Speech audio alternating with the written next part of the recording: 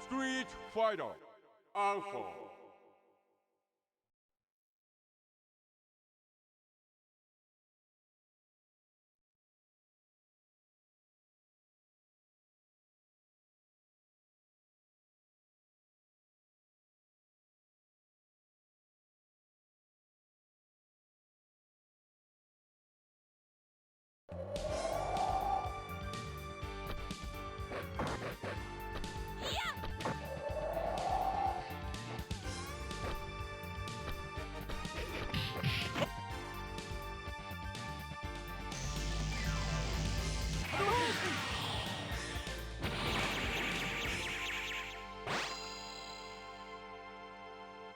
Street Fighter Alpha.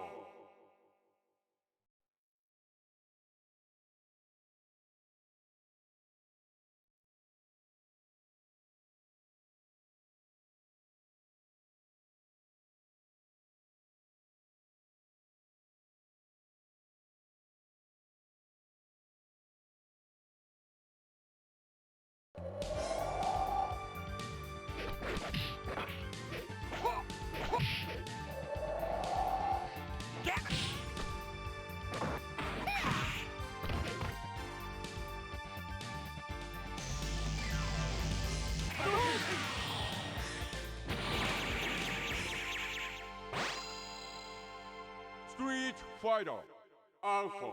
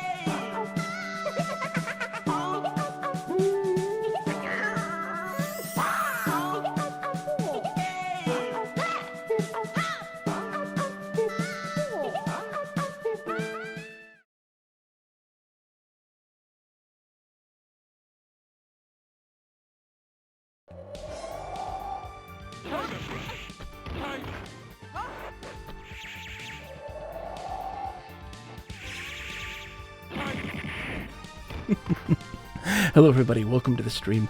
I am Bogus Meat Factory. Ladies and gentlemen, boys and girls, we're starting the stream off with a bang. Thank you to my dear friend. Like 3 months. We love a 3-monther. You got a nice fancy Altered Beast badge. We love it. Thank you, sir. It is far too kind. I know you're all excited. Audio Eric, it's good to see you. Earl of Chesterwick, C Small, Simon, all good to see you all. Tonight, ladies and gentlemen, is week 2 of our Street Fighter Alpha CPU versus CPU tournament, and we are gonna have a show. Before we even begin, we're gonna have this little demo playing out. It's great, but what we're gonna do is we're gonna take a little look at the rankings. I'm gonna, of course, ask you guys how you guys are doing. We're doing the small talk. This is the vamp up, right? We're letting Simon get his food. The Earl of Chesterwick asks, is the Lady Brone competing this evening? Sadly, no. Disqualified. Illegal substances. Unacceptable. Dishonorably discharged. Earl of Chesterwick also asked earlier that they fear that they missed on all of Nick's, my good friend Nick, who I stream with every week, his stories of Italy. Earl, I promise you, you did not miss any stories. His stories were, it was hot, and I ate some food, but I was on a diet, but I drank a lot of beer. That's his stories. So, That was all that was. Nick had no stories. He was like, yep, I worked, and then I drank. What? Lip? 28 months. Jesus Christ, Lip. Has it been that long? Thank you, my friends. Hey, let's get ready to rumble. Hope y'all are having a good week. Man, it's been a very stressful week. But we're here tonight. I'm so happy to be here. I'm so happy to be streaming the CPU versus CPU tournament. It's my most favorite thing in streaming. I didn't think I would love it as much as I did. And I was very worried about that transition because we had started, for those who are new to all of this, we had started doing CPU versus CPU tournaments because I had seen someone play Super Baseball Simulator 1000. And they had done CPU versus CPU. And I was like, this sounds like a great idea. Let's do a whole season. Let's do a whole season in the game. And let's just see how that plays out. And it ended up being insanely fun. And I was very worried that it wasn't going to translate well to fighting games. Because fighting games is where this is typically at, right? The CPU versus CPU, when it is available, it's traditionally all in, mostly, fighting games. And I'm worried about the transition. My brain, praise, how's it going? Let's go, Charlie. And what was fun was just like my brain was like, oh, I mean, come on. We do this competition. We do the sponsorship. I think the sponsorship is such a great idea. I think it's such a fun idea to get people involved, doing the bets, the channel bets. But really the big thing is like, it's telling a story. We already have a story now. Speaking of stories, let's go to the stats. Are you going to go to the stats? Blink. There. Haha! All right. Let's take a look at the folks that are currently in the lead. Sponsored by C-Small, we have our boy Ryu. 3-0 right now, with a big win against Chun-Li, Charlie, and Sodom. And now you may think, oh, you know, that he's fighting all these guys. All of them, right? Chun-Li is 0-3. Charlie's 1-2. Sodom is 1-2. So he's fighting all the easy folks. Wait until he gets into those big guys. Humble Ryu is stepping in, doing his job. The Shotos are showing up. Right? Also, in the 3-0, Flake says, Ryu is shoeless hobo. You know what, Flake? Thank you for the bits, my friend. You may be right.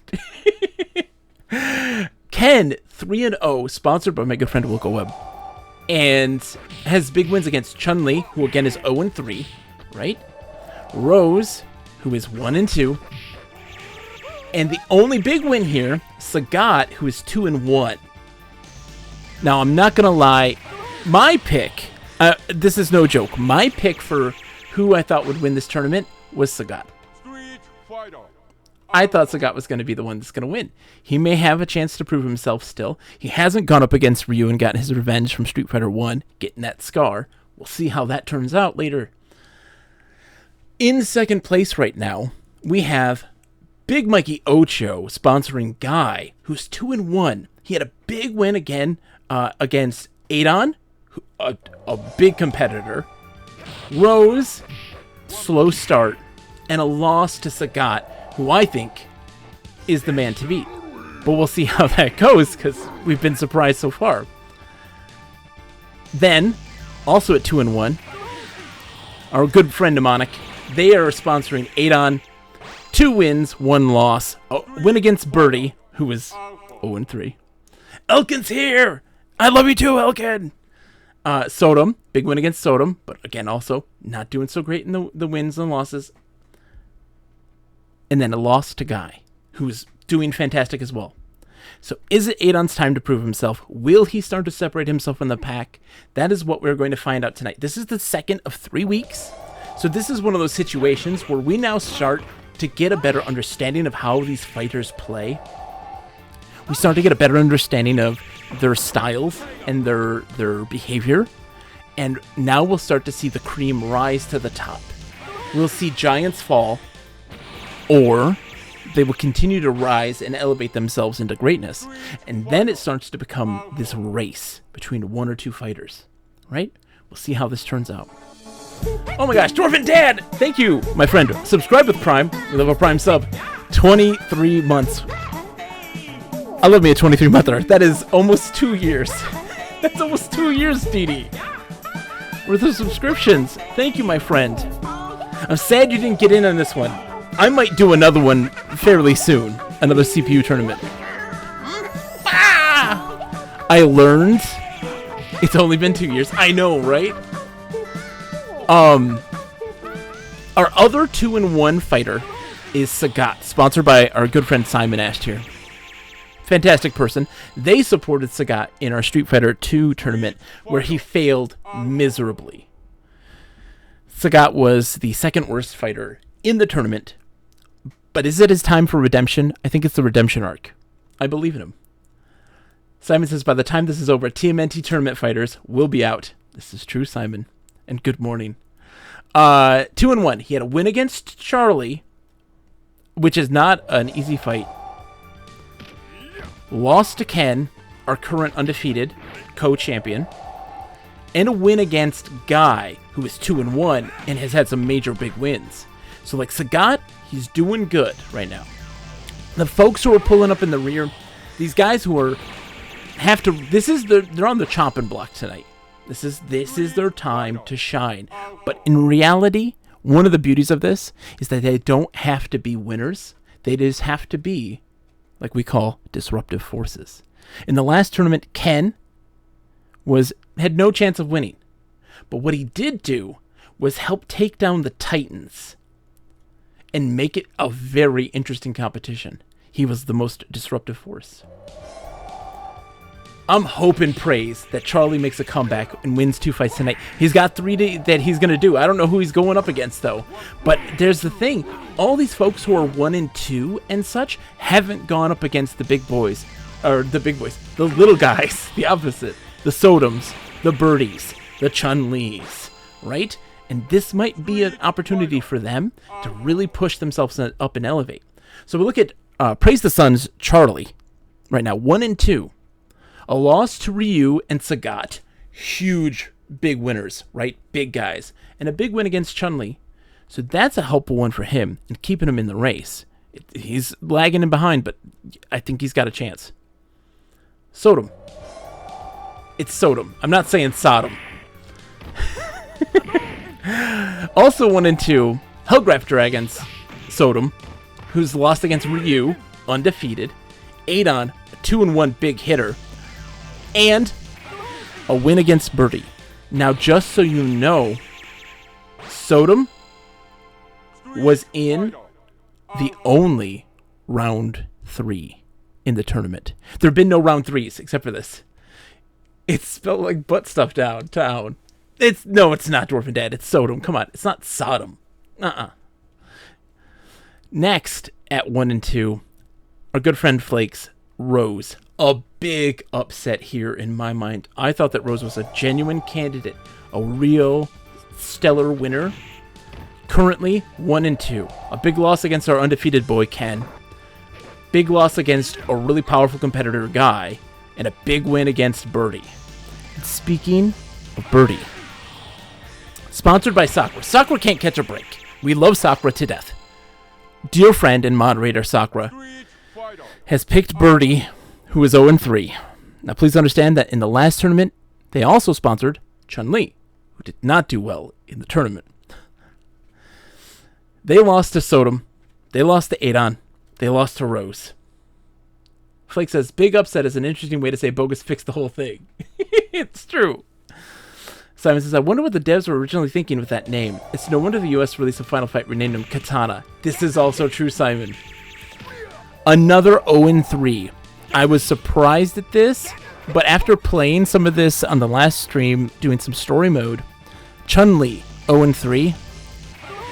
Look, Chun-Li does not have range. It's so weird. She has no range. It's a weird experience, and it's showing right now. She's 0-3 with a loss to Ryu and Ken, the big leaders. So remember, this is her time to really pull forward. She went up against the 2 undefeated characters. So she could get some wins, be that disruptive force that she needs to be. She also lost to Charlie. Simon shows up his hands like the casino dealer to show us he's not at the controls, but that doesn't rule out Nick under the counter like the Turk. Bob is a big Birdie fan. Look, Bob is rooting for Birdie. It's just not working out for him. But, you know, still loves him. He loves a grappler. Bob is a grappler fan. So he's a big Birdie fanatic. So we are starting. We're doing 3 rounds of combat. So the first round of the night. Let's get the game back on. Boink. There we go. The first round of the night. Ooh. Okay. Okay. Let's see how this goes. Let's get into position here. I didn't even get in position. Don't mind me. Should I turn the lights on? Let's have the lights on. There we go. Let me put in the predictions while I get things going. Who is going to win this fight tonight? The first fight of the night is Sagat versus Birdie. You have 2 minutes to make your prediction. I'll leave it up to you now. Sagat or Birdie? Birdie is 0-3. Sagat is 2-1. I said they might be the front runner. Turtle Tomorrow, this is taking place in EMU VR. Absolutely. The virtual bedroom. We're back in action. Let me set up. I gotta set up the things. I forget these things all the time. Set up damage low. And then calm. So who's going to win? Sagat? The candles are not on the bed. They're on the counter there, not with anything burnable. So we have nothing flammable right now. Line that up a little bit better. Sagat.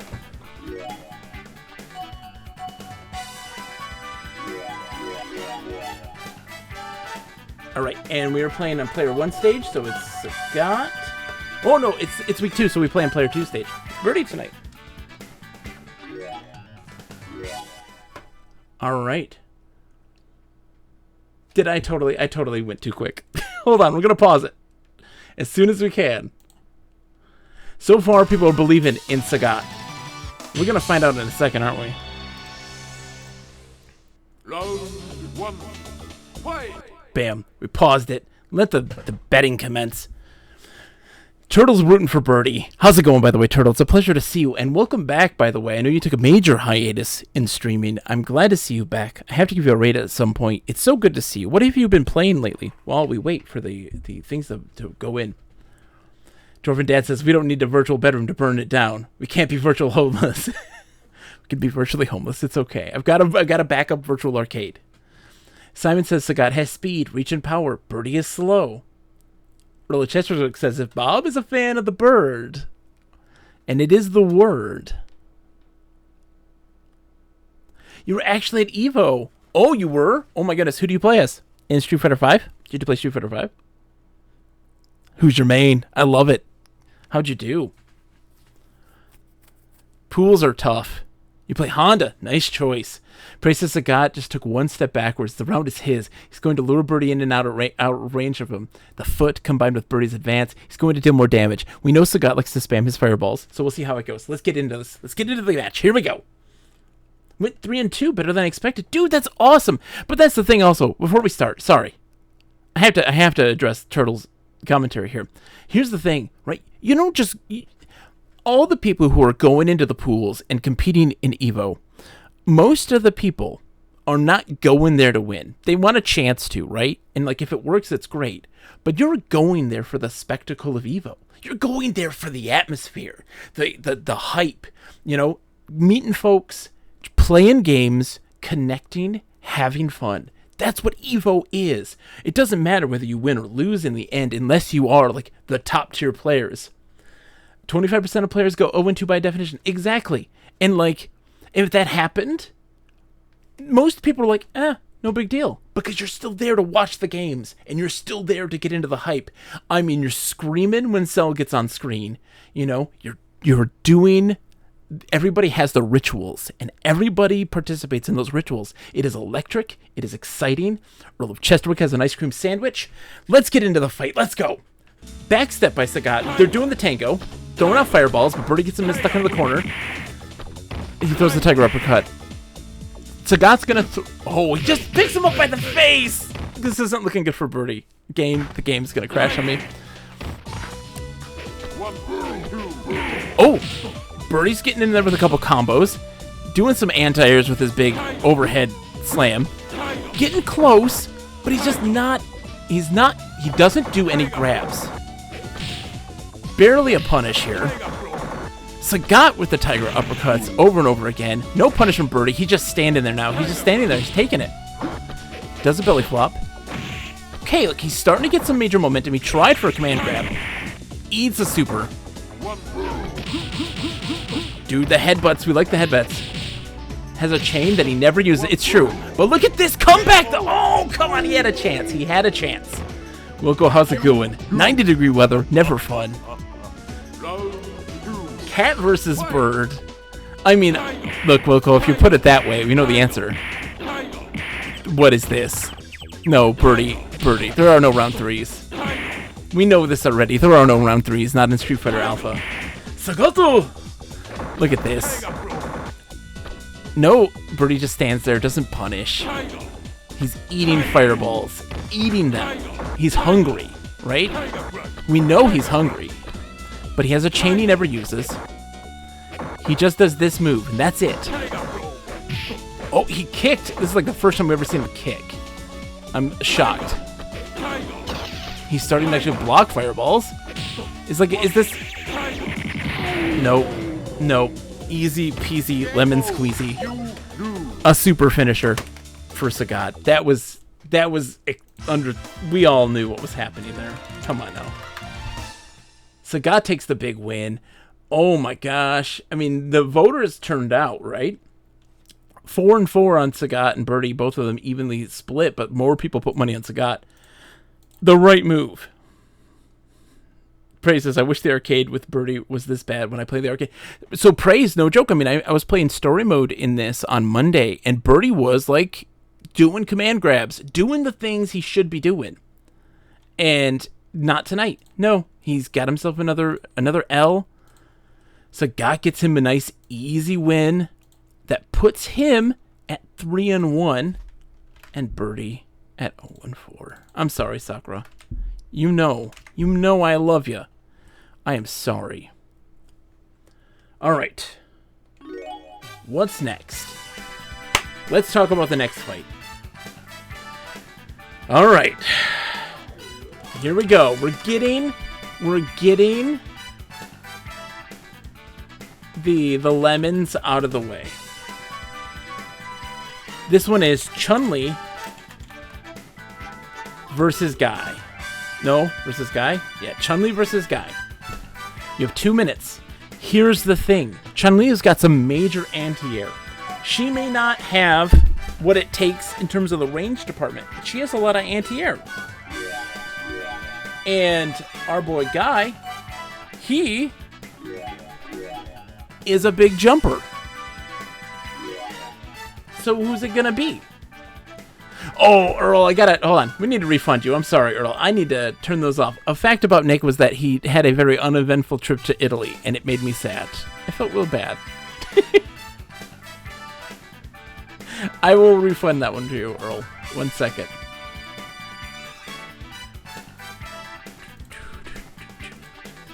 Chun-Li is a loser, though. But she played against the 3-0s, right?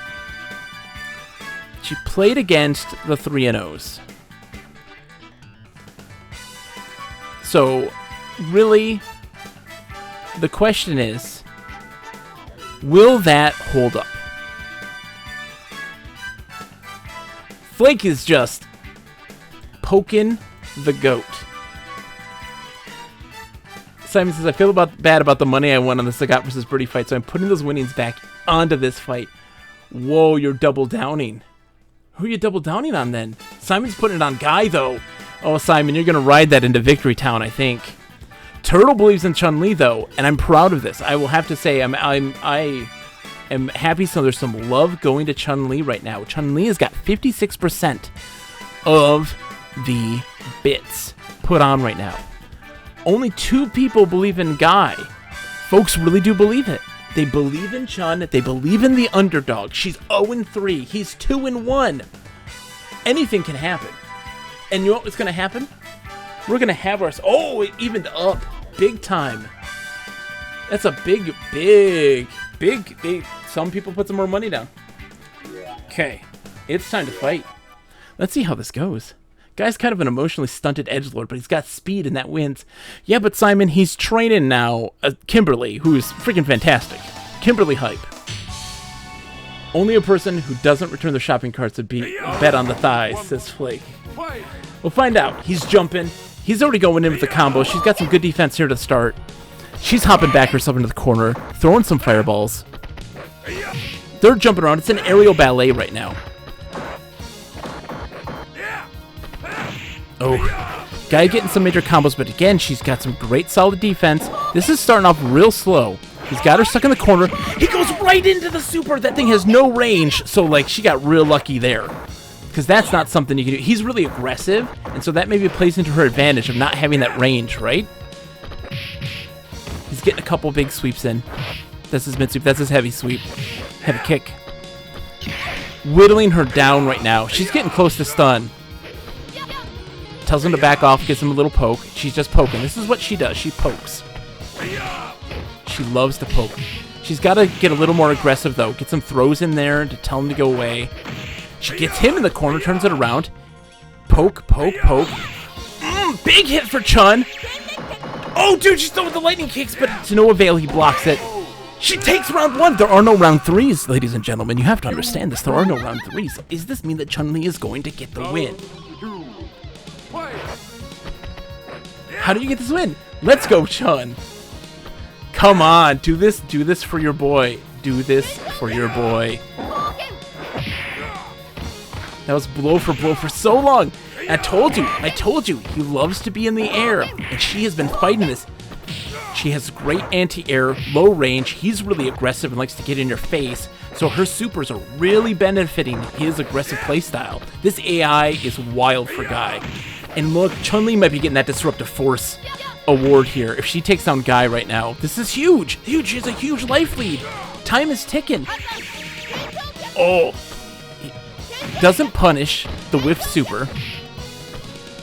Huge life lead right now. Chun is looking like she's amazing. Dude, she was practicing over the last 2 weeks. She had a week. We had a bye week because we lost power on last week Wednesday.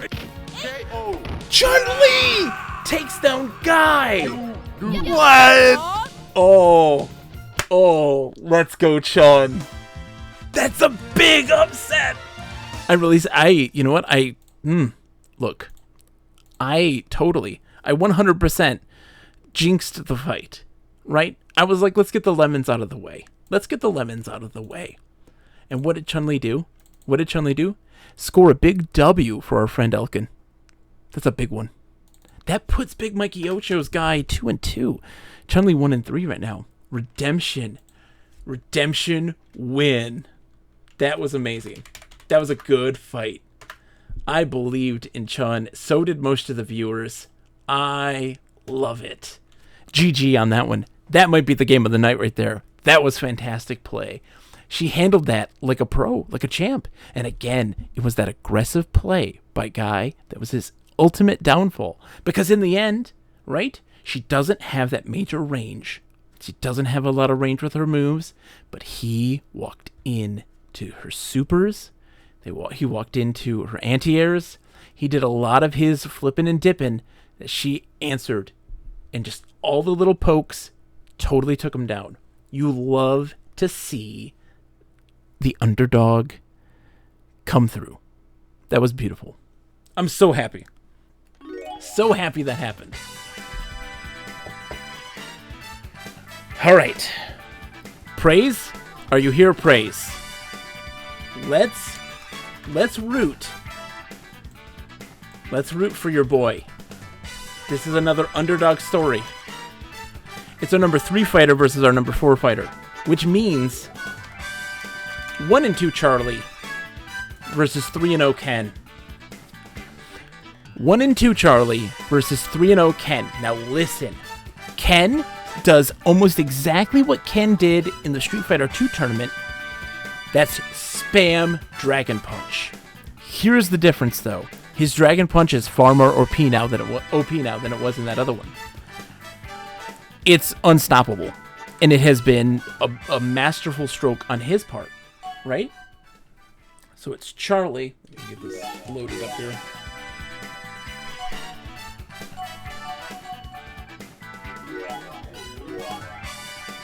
Charlie loves to throw his Sonic Booms. He's got flash kicks he's not afraid to use. My gut tells me Charlie won't do well for me, but I have to stay committed to you, dude. Praise, this is all I ask, my friend. Now, for you to understand, Praise was the champion. He supported the champion fighter in the previous tournament, going with M. Bison. Simon says, do I bet American or American? Well, I mean, to be all honest here, Simon, do you support the military institution, or do you celebrate the capitalist hippie man who wants to travel the world and be a good martial artist? I mean, there you go. There's your options. The rich boy who spent his dad's money to go travel the world and learn martial arts. The question's up to you. Who do you support? Right now, it's almost even Steven. A little more on Ken right now. It went back. Oh, Charlie's taking the lead. 54% now for Charlie. Dwarven Dad, of course, putting down the big bucks. 1,000 channel points on Charlie. Turtle, believing in Ken Masters. Look, he's got the record right now. He's 3-0. So, you know, you got 10 seconds. Who's it going to be? A lot of people believing in Charlie. 3K channel points on Charlie. There you have it. There you have it. We are going to Ken's stage. US of A. Let's see how this goes. Boo, military industrial complex. Sonic Slice Up Charlie. Yeah, Charlie. Put him in a body bag. Wait, that's Johnny, but that's okay. Can Ken do it? Yay, communism. They trade almost identical amounts of damage there. Ken starting off with his Dragon Punch spam. Of course, Shoryuken all day. Charlie punishes him for the whiff. Gets a good Sonic Boom in there. Eats a Dragon Punch. Everybody eats them. I don't know why. Oh no. They share the same background too, which is interesting, right? Except that there's a little minor difference. That more people show up for Charlie's fights than they do Ken's. But it doesn't matter. Ken's a little grumpy about that and is just showing up. Big 7-hit combo. Did you see that? That was embarrassing. There are no round threes. Can Charlie come back from this? We're going to find out. They're doing the dance. Yep. Oh, Charlie comes in big right there. Dude, again, he's been punishing those. He's the super, but it was only one hit on that, which is great. He's been doing great on kind of fighting the Shoryukens. Oh! Jumped right into it. That was a terrible super. The champ can't win twice in a row. You know what, though, Praise? This is my belief on the situation, is that, like, Charlie, I think, was a good pick. I would have picked Charlie. Ken is glitched. His jabs seem to do way more damage. It's because what happens, Simon, is that you actually do more for counters. Counters do, like, exist in this. You do more damage if you're doing a counter hit. And that was quick. That was a quick win for Ken. That was wild. So Ken gets the win. Sadly, Charlie is just doesn't have it tonight. Let's see if he can recover, right? There's always that possibility for recovery. Does he have the chutzpah to continue on? We have 2 more full rounds of fighting. The night is still young. Charlie's going to Candy Mountain, gonna, lose a kidney or 2, come back stronger than ever, and he's gonna win this thing. That's just what's gonna happen. Shun the unbelievers, indeed. You know what's up. Okay. Yeah, that was embarrassing. Poor Charlie. He really didn't stand a chance there. I wish he did. He did not. But Praise, you might get yourself a disruptive force. He might go in there and just totally rock some lead competitors. Even though there's not too many left. This is a shorter tournament. Let's see, who's next? Okay. Okay, this is gonna be real interesting. This one's gonna be good. I think this one might be another competitor for Fight of the Night. We have undefeated Ryu versus 2-1 Adon. Here's the thing. Ryu loves to do fireballs. Adon loves to be in the air. He loves to go through fireballs. And I think he's got a chance. If anybody's got a chance, it's Adon. But here's the thing. Who knows anymore? If Ryu wants to stay in the pack and keep up with his rival Ken, I am so embarrassed that the Shotos have been doing so well. Praise says Adon's Jaguar kick is so damn cheap. I'm taking Adon. I don't think that's a bad choice. Praise.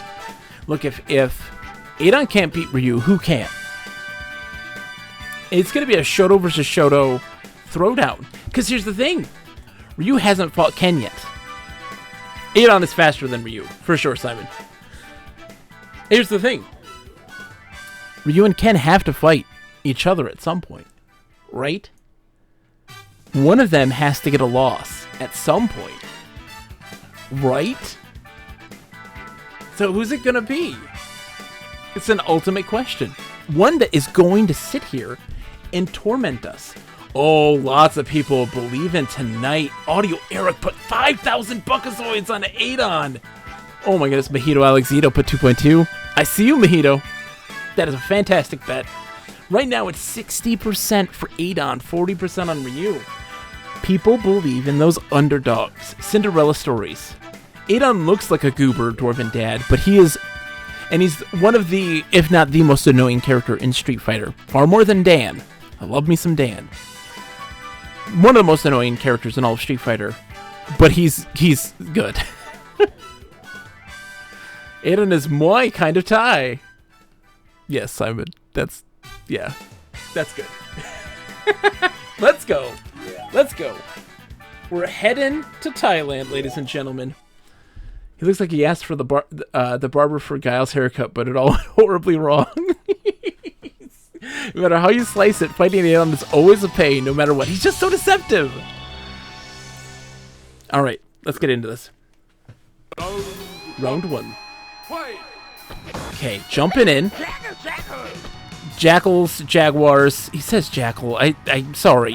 He's supposed to say Jaguar, but he's saying Jackal. Does his patented wall jump right into a fireball. Right now, Ryu's got a slight life lead. Jumping over him. I don't know what to make of this fight. They're just right now just doing a lot of just a lot of whiffing. They're just running around, jumping over each other. It's some kind of weird dance.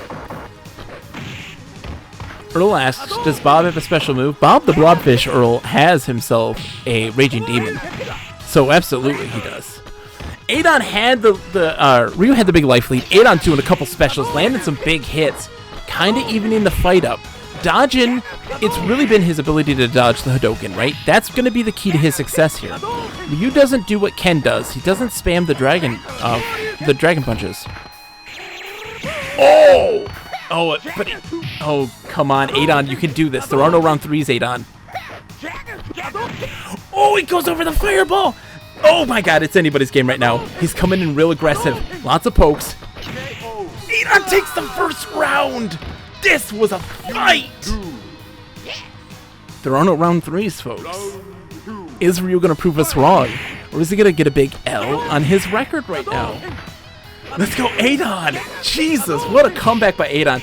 It was his ability, the tenacity of being able to jump over those fireballs, using his specials and having the spacing right to be able to go over them and come into the counter hit like what we just saw. It's amazing. It doesn't mean anything. He just gotta get in the right spot. If he stays in the kind of that mid-range, he can easily... Oh, dude, he's coming with the combos. Jumps over to the super. Ryu throws him in response, though. Oh my gosh, again.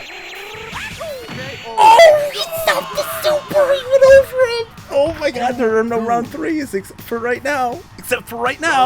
There is a round 3. Flight called it. Oh my gosh. This is a fight. This is the fight of the night. Come on, Ryu. Come on, Adon. Oh no, Adon's debilitated right now. Can he come back from this? He's eating those fireballs. Ooh, a big Jaguar kick right there. Jaguar knee. Sorry. I make up the names as I go along. Ryu's getting some big hits, though. Oh, can Adon really turn this out? Yes! He's staying in that perfect mid-range. Stay in that perfect distance so that he can go over those with a big Jaguar kick. Look at that! The Jaguar kicks are saving his life right now. Oh my gosh. Oh, dude. No. Come on, Adon. Throwing the super when the life is low, trying to cheese it out. Adon takes the win! Ryu, no longer undefeated. Ken, staying strong. Oh my gosh. What a disruption. What in the Sam Hill was that? Adonis, indeed. Let's pay it out. Here's the thing. Everybody's shocked and surprised, right? More people voted for Ryu, but they put some penny stocks in there. They weren't like the folks like Audio Eric, who put the big bucks and got the big bucks. Adon gets the win. That was huge. Dwarven Dad says rigged. He's mad. Ryu gets his first loss. It's beautiful. That was a good fight. That's the best fight we've seen this whole entire tournament. Best fight we've seen this whole tournament. We've had 2 round 3s, and this was the only round 3 that was of any worth. Dwarven Dad's got 3 losses in a row. The deceptiveness wins. Again, it was the perfect matchup for Adon, right? He stayed in the middle. He stayed in perfect, like, right mid-screen, right? Kept the perfect distance. Soon as those fireballs came, he knew. Jaguar kick right through him, nailing Ryu. That saved his life. Flake says 3 fighters have lost in the last 3 matches. Coincidence? I think not. Simon's back up to the cash where they started. Simon's been winning big time. He knows what's up. Now listen, we've talked about this too. Many people believe that there is some kind of thing about a certain player always winning. Player 1 versus player 2.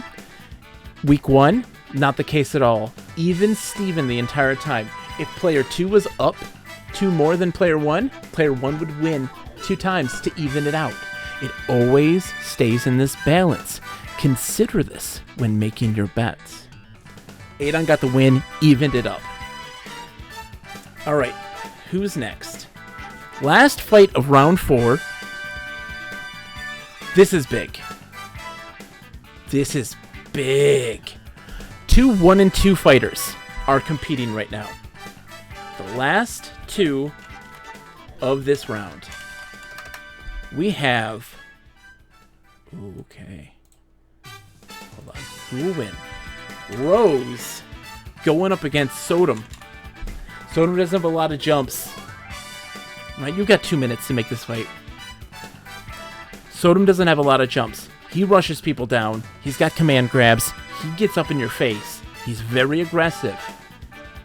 But Rose has great projectiles that keep people back. Now here's the thing. She has a part of her moveset is lost here. She has a reflect. She has a projectile absorb. Can't use it. Sodom doesn't have any projectiles. Right? So there's this big matchup difference here. But it doesn't matter. Because the AI does what the AI does. And it behaves so strangely and unpredictably. Right? There are situations where we know they're going to do a certain thing. But if the opponent adjusts to that, it's all thrown out the window. We don't know what to expect then from the AI because it does things very differently if a very different scenario comes up. Simon says, I love Rose. She's got cool moves, but she's just not using them. Prey says, I'm going to put my money on those Sodom command grabs. And Flake says, I have nearly no Buckazoids for my lady. Put whatever you can. Every Buckazoid counts, Flake. Rise back up. A lot of people believe in Rose tonight. Let me put the... Oh no, people don't believe in Rose. Everybody's believing in Sodom. Let me put the fighters in. And if you all think that I'm fixing it, the player 2 controls is on a fight stick that I'm controlling with my feet. Everybody believes in Sodom. So if you're putting that money in Flake, you're gonna get money if she wins. Sodomize her, Sodom. Lip says command grabs make a difference usually, but the AI doesn't go after them. Sodom does more than Birdie, though. That's the big key difference there. I think Sodom has the HP to withstand Rose for a long time, says Simon. I think you might be right. C-Small says, I've been playing both fighters the whole time. Absolutely. I'm like a Sakurai, right? But I do it with my feet and my hands. Who's faster? Rose is faster in a heartbeat. Like, she's super fast. She's crazy fast. All right, guys, we're going back to the US of A. To the old train station. Sitting out. Slowly but surely, the cold winter winds. Blasting and blazing. Let's see what happens. Round 1. Fight! All right, she's coming quick. He botched the command grab, but she made a punish. Oh, she's just dancing around him right now. Again, I talked to you about the use of those projectiles. Game. Those projectiles will keep him at bay, but he loves to use the size to get in really quick. Right now, it's an even fight. They're just going back and forth. This is a slobber knocker right here. It's just hit after hit after hit. The back and forth repertoire of these two. But Sodom gets the Sun State. Can he capitalize? He tried to do a command grab from full screen. What was that? He botched his opportunity to capitalize on the Stun State. Didn't get her. He could have finished her right there. Rose has got a chance now. Rose has got a chance. They're even and even. They're even Steven. These 1 and 2s are right now neck and neck. Rose takes the first round. Rose takes the first round. This is going fantastic. Oh my goodness. I can't believe this. I can't believe this. Let's see how this goes. Okay. Playing it slow. Playing a patient game. Now Sodom's slowing it down. Trying to get in there. So he's trying those command grabs. It's not working. She's hitting him out of it. He's whiffing. He's getting his distance wrong. His head's not there right now. Flake says no round 3. I don't know if there's going to be a round 3 on this one. Lip says that's a sigh of relief. Oh my gosh. He blew that round. He blew that round. He didn't know what to do. He just kept missing. He made critical errors. Major command errors. Major distancing problems. Rose is stuck in the corner. She jumps herself out of it and reverses the situation. Throws him. Puts herself back in the corner. For some reason tried to reverse a projectile that didn't exist. Sodom with the size, hitting big time. Again, even Steven here. Oh, she throws in the super. He blocks it. Good defenses on Sodom's end. Oh no, this is it. The cheese is coming. They're so far. Oh no, the cheese is not coming. Sodom's got a chance. Sodom's got a chance. Oh, but Rose takes the win. He blew it. He was so close. His fight money. Look, Sodom should have had that in the back. He should have had that in the back. But what happened? What happened? To break down that fight, in reality, Sodom botched it. He had victory in his grasp and just did it. The nerves got to him.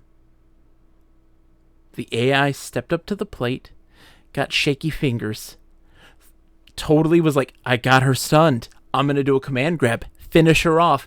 I'm going to execute it. Command grab. Forgot that they were full screen away. Forgot they were a full screen away. So, wow. Praise is like, Sodom's AI is actually garbage tonight. That was legitimately the jankiest AI that I have seen so far. He could have easily won that fight. It was wild. I couldn't even remember who Sodom was. I just heard command grabs and said, shut up and take my Buckazoids. Lip. And he used those command grabs. Poorly. Speed wins, says Simon. And oh boy. But that's a big win for Rose. Let's pay out the money right now. Folks, for those who are joining in, it's a pleasure to have you. I am Bogus Meat Factory. We just finished up the first round of the night. That's our fourth round of competition. Let's take a look at the scoreboard, shall we? Bam. I'm going to put in our loss here. Let's see. Rose got the win against Sodom. Sodom got the loss against Rose. Oof. And that puts him at 1-3. And her at 2-2. Rose is, oh, not 1/2. Let's take a look at the results, shall we? And then we'll take a short water break. So, what happened in round 4? First fight of the night, Sagat versus Birdie. That was the most predictable fight of the night. One of the most predictable fights of the night. We knew Sagat was going to take Birdie down. Birdie is 0-4. Sagat now 3-1. But showing his prowess, he was really highlighting his variety of moves and the intelligence to use them at the proper time. The second fight of round 4, we had Chun-Li versus Guy. This was the start of the madness. Chun-Li had the answer to Guy's rush down aggressiveness. She has low range, but Guy loved to run in. He loved to jump. She had the anti-airs. The pokes, the prods, these things that Chun-Li loves to do worked in her favor and netted her a win at 1-3, putting Guy at 2-2. And we were talking about him being a front runner in this tournament, and that match there may have shut the lid on his chance at a championship. Next fight was Charlie versus Ken. We thought Charlie had a chance, and this, much like the first fight of the night, was a blowout. Ken has been unstoppable. The Dragon Punch, his Dragon Punch in particular, they can't stop. They don't have an answer to it. And that gives him still the undefeated rank of 4-0 and putting our boy Charlie at the sad 1-3 right now. But he's not alone. He's not alone in that 1-3 world. So take solace in this. Then we had Ryu versus Adon. It's been this roller coaster of emotions. It started off of us the slow going up the hill, right? Sagat easily winning. And we're like, yeah, nothing new, nothing interesting, same old story. Then the down, Chun-Li just rapid fire going a million miles a second and Chun-Li taking the win. Then back up the hill lazily. Ken winning as he does. And then Ryu and Adon. Oh, round 3s. Madness. Adon winning with a hair. Capitalizing. Perfect spacing. Perfect use of his moveset to really take the big W. And shutting Ryu down. Getting his first loss in the tournament. Putting him to 3-1. And making Adon up there in second place. 3-1. It's now a real fight. Then, the last fight of the round, Rose versus Sodom. 2 1-2 competitors, right? Both had the same record. A lot of people didn't know what to happen. They were very unsure. Some people thought that Sodom was going to utilize his command grabs, and oh, did he. But of course, as you saw, to no avail. Totally botched his command grabs. And Rose capitalized, taking that win, putting her at 2-2, and dropping Sodom down to 1-3. Wilco says, if you want winning by a hair, we'll need some Guilty Gear up in here. Truth. Do they have any AI tournaments? CPU versus CPU? That's a real question we got to look into. I'm going to go put this into the enjoy your guys' thing. I'm going to grab some water, and I'm going to be right back. And we're going to start round 5. It's such a pleasure to have you. Don't go anywhere. Round 5 is gonna be a doozy. Ooh, I love it. I'll be right back.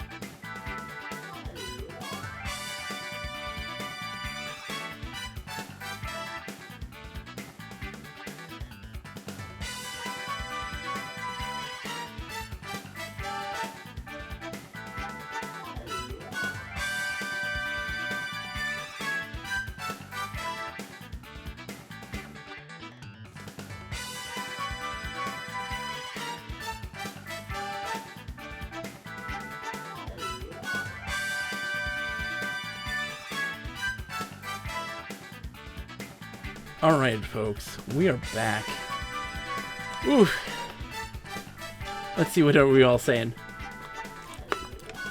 How could Sodom capitalize from a full screen away? He has no fireballs or dashes. He has dashes, Simon. He uses those sides to really close the gap. And it's a really powerful move that really closes the gap, does a ton of damage, and is just super powerful. Simon also says, remember back in the 80s and 90s when there were licensed cereal and pasta in the shapes of your favorite cartoons and video games? Is 3D printed candy a thing yet? Can I get a gummy Ryu and Ken? Simon wants to know what EE Honda tastes like. It tastes like sweat.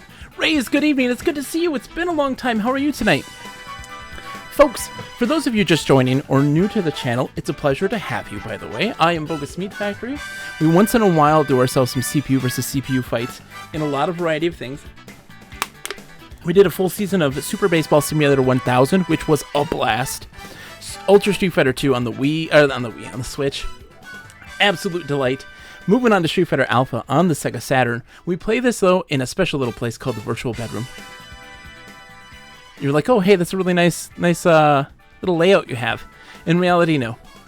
This is a software called EmuVR, which uses RetroArch as its emulation. So you can play pretty much anything from the beginning of time all the way up to GameCube or Wii, with the exclusion of original Xbox and some compatibility issues with some PlayStation 2 games. And it has full light gun support. It's amazing. Multi-TV setups, so you can have multiple TVs running multiple emulators simultaneously. But here's the thing. Here's the kicker. Take a look at this. We're gonna go look at Sodom here. It simulates the red, green, and blue grill patterns on the TV. Look at that. Look at that. It's fantastic. It's like my favorite thing in the world. I love it to death. So folks, if you enjoy this, be sure to give a follow. I really would appreciate it. If you guys are new to the channel and like it, it's really cool. Anyways, let's get back into the fight, shall we? Next fight of the night. We have, round 5 begins now.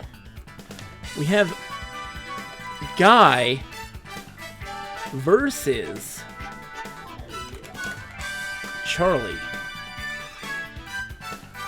Now, I know. You're like, well, that's easy. Guy's gonna win.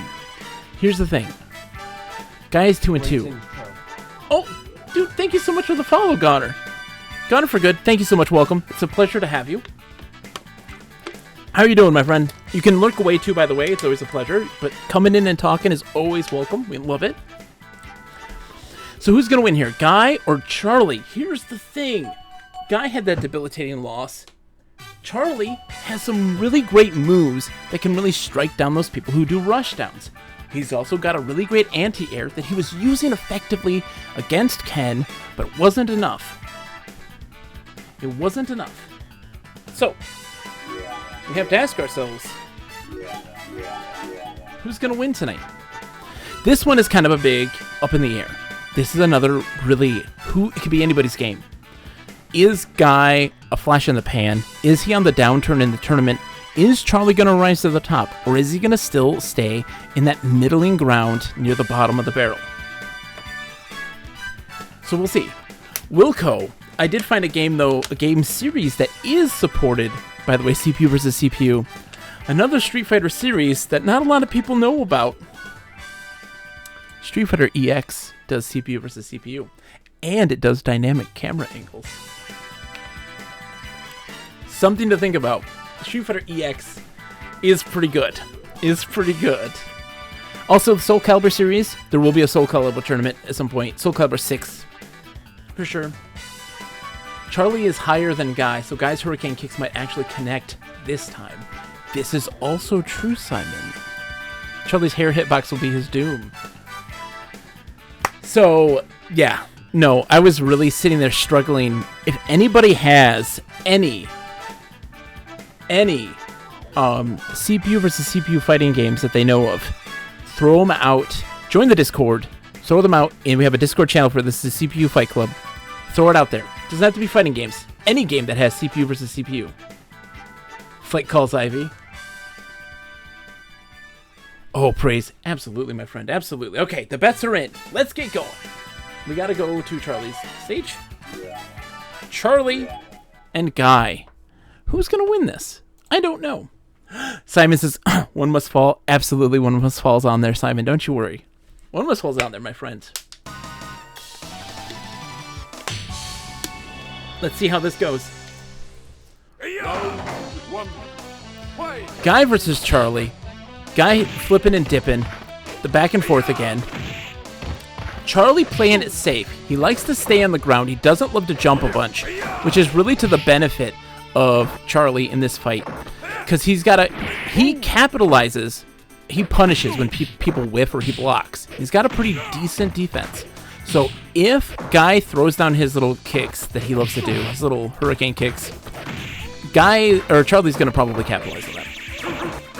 He's throwing out the supers, blocked by Guy. Great defense here. Again, it's kind of back and forth. He's able to catch Charlie with that. That's not so great. Gives him a pretty solid life lead in this situation here. Charlie's again stuck in the corner, and the corner's not where you want to be with a rushdown character like Guy. They're going to do their dance. They love to do this dance back and forth into the corners. Charlie is capitalizing, though, on the whiffs. He's capitalizing on the whiffs. Capitalizing on the whiffs. Oh, my gosh. Charlie's going to get... Oh, is Charlie going to get this? Oh, but guys, Charlie takes the first round. See, I told you this was going to be an interesting fight. I called it. Charlie capitalizes on the whiffs. It's amazing. All right, round 2 starts up. Kind of back and forth again. A lot of whiffs on... Oh, see, Guy whiffs. Charlie capitalizes. Guy is very aggressive, and that's the over-aggression when you have these slower fighters. It really works for them.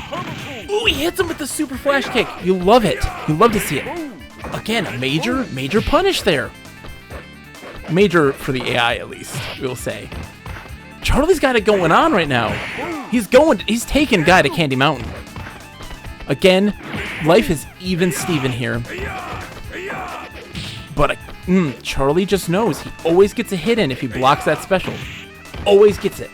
Always punishes. He's like the only character that we have seen punish whiffs and do so consistently. But is it enough here? Is it enough? Can he do it? Oh my gosh, Guy is making it. Oh, Charlie gets the big win! Praise, your boy showed up. He's great with the punishing. Mike says, was Street Fighter the movie responsible for the theory that Charlie becomes Blanca? That is not a thing in the games, Mike. That is totally in the movie alone. And welcome, Mike. It is good to see you. Oh, man. Wilco says Street Fighter co-op modes are hilarious. They are the best. They're so much fun. Charlie has got it. That was a big win. That was a big win for Charlie. Everybody believed in him, too. I'm surprised everybody believed in Charlie. They believed. I believed. I think we all believed. That's huge. Guy has lost both of his fights tonight. That's unbelievable. Unbelievable. Wow. Okay. So that puts Guy at 2-3 and Charlie at 2-3. Look at this. This is beautiful. Praise. I'm proud of you, man. That was a good fight. That guy just became mashed potatoes. Ray said, nah, Charlie doesn't become Blanca. When he was killed, he was pieced back together using skin grafts, which gave him that Blanca look. Yeah, exactly, Brace. There you go. There you go. That's how it really is. That's how it really is. All right, so who is next? What do we got? The next fight in this round... Ooh. Ooh. Ooh. The question I posit you tonight is, do you live on the edge? Do you like risks? Because this is a risky bet. Who's going to win the fight tonight? Sodom? You can tell my feet controlling is going great. Or Sagat? This is a tough one. Because who knows? Who knows? It could be anybody. We're going to Thailand. Yeah, Simon. Basically, well, he will become a Frankenstein when you get into the later Street Fighter games. He doesn't make an appearance again for quite some time. And there's a lot of thought about, like, they tease that a character might be him in Street Fighter 4. Is not. And makes an appearance as Nash in Street Fighter 5. Coming back. Which is funny because Nash is the name of Chun-Li's partner in the Chun-Li movie. And is really bad.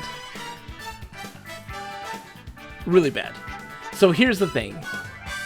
Sagat loves to use his Tiger Fireballs.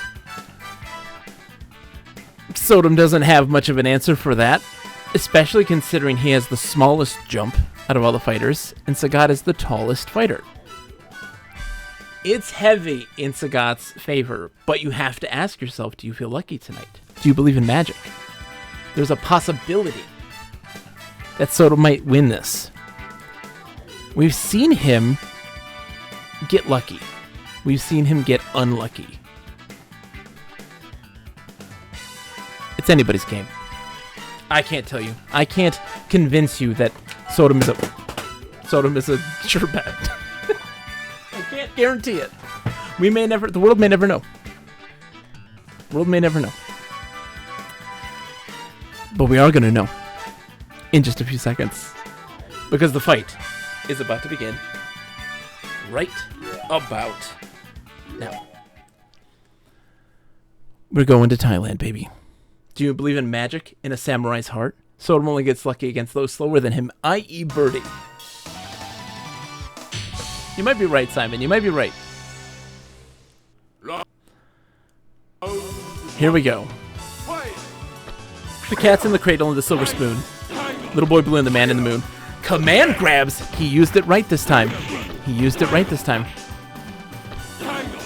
Oh, he's getting over the tigers. Holy crap! Sodom is on fire right now. He is pissed off about the failure that he had against Rose. He's using his command grabs effectively. Landing them big time. Sliding under the tigers. Blocking the uppercuts. Can he capitalize? He's put himself into the corner there. Trying to get himself out. Good blocks. Good defense from Sodom. He's just able to get over those stinking fireballs. Just able to get over them. Sagat making a big comeback, though. Oh, puts him in a stun state. What's he going to do to capitalize? Huge combos that gives him the major life lead in the victory in the first round. Sodom had a major life lead and just totally botched it. This is wild. Can he do this? Can he pull this off? Toying with him. I don't know. Sagat can do this. I mean, Sodom can do this. Sodom's got this. Oh, he botched the command grab again. Oh no, Sagat is in his head. Oh, Sagat is really in his head now. Yeah, Sagat is unloading here. There are no round threes. Except when there are. Oh, he botched the command grab again. And Sagat capitalized with the Tiger Fireball.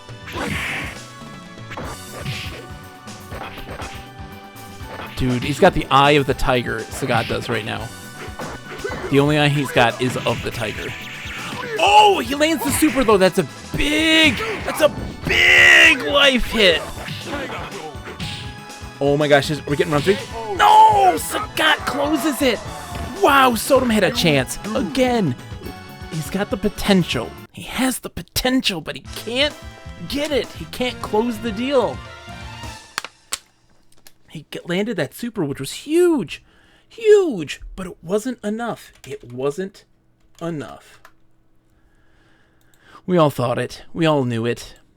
Our heart of hearts, we knew that Sagat was going to win that fight. But we wanted to believe. We wanted to believe in magic. Sadly, that puts our boy Sodom at 1-4. Simon Sagat at 4-1. Right now, doing good. The Thailand Tiger toys with his targets. The next fight that we have tonight may be more interesting than it seems. But you tell me. You tell me what you think. In the fight between... Make sure I get this right. Hold on. Round 5. Okay. Who's gonna win? Adon or Rose? Ooh, that's a tough one. Adon, not Adam. Who's gonna win this fight? You think, oh, Adon, right? But here's the thing. Here's the thing. Adon loves to be in the air. Rose has a stellar anti-air. A stellar anti-air. Simon says Adon is faster. I don't know. You're gonna see Simon is just doubling down the whole time. Simon is losing his mind. He's a man possessed. Right now it's kind of even, Steven. A lot of people putting some money down on Rose right now. They're just putting penny stocks in. Right? They're putting a couple Buckazoids here and there in hope of eking out some extra moolah. Putting some bucks down on the underdog right now. If you're interested / predict, look, it's only a couple. You could put a couple Buckazoids down. What's it gonna hurt, right? What's it gonna hurt? It's all fun and games. It's not real money. Put a couple Buckazoids down on who you think's gonna win. Then you get invested, and then the story takes hold, and then, then the game gets interesting. Don't bet at all. You never bet at all. Mike says, I just think it's fun to bet a tiny amount. There's no stakes and I have something to root for. Exactly, Mike.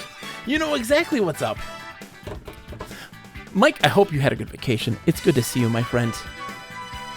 Congratulations on the game get. I hope it's fun. Man, this is going to be an interesting fight. Because again, anything can go down. Adon, he's not a sure bet. Adon lost to Guy. Rose took down Sodom and Birdie.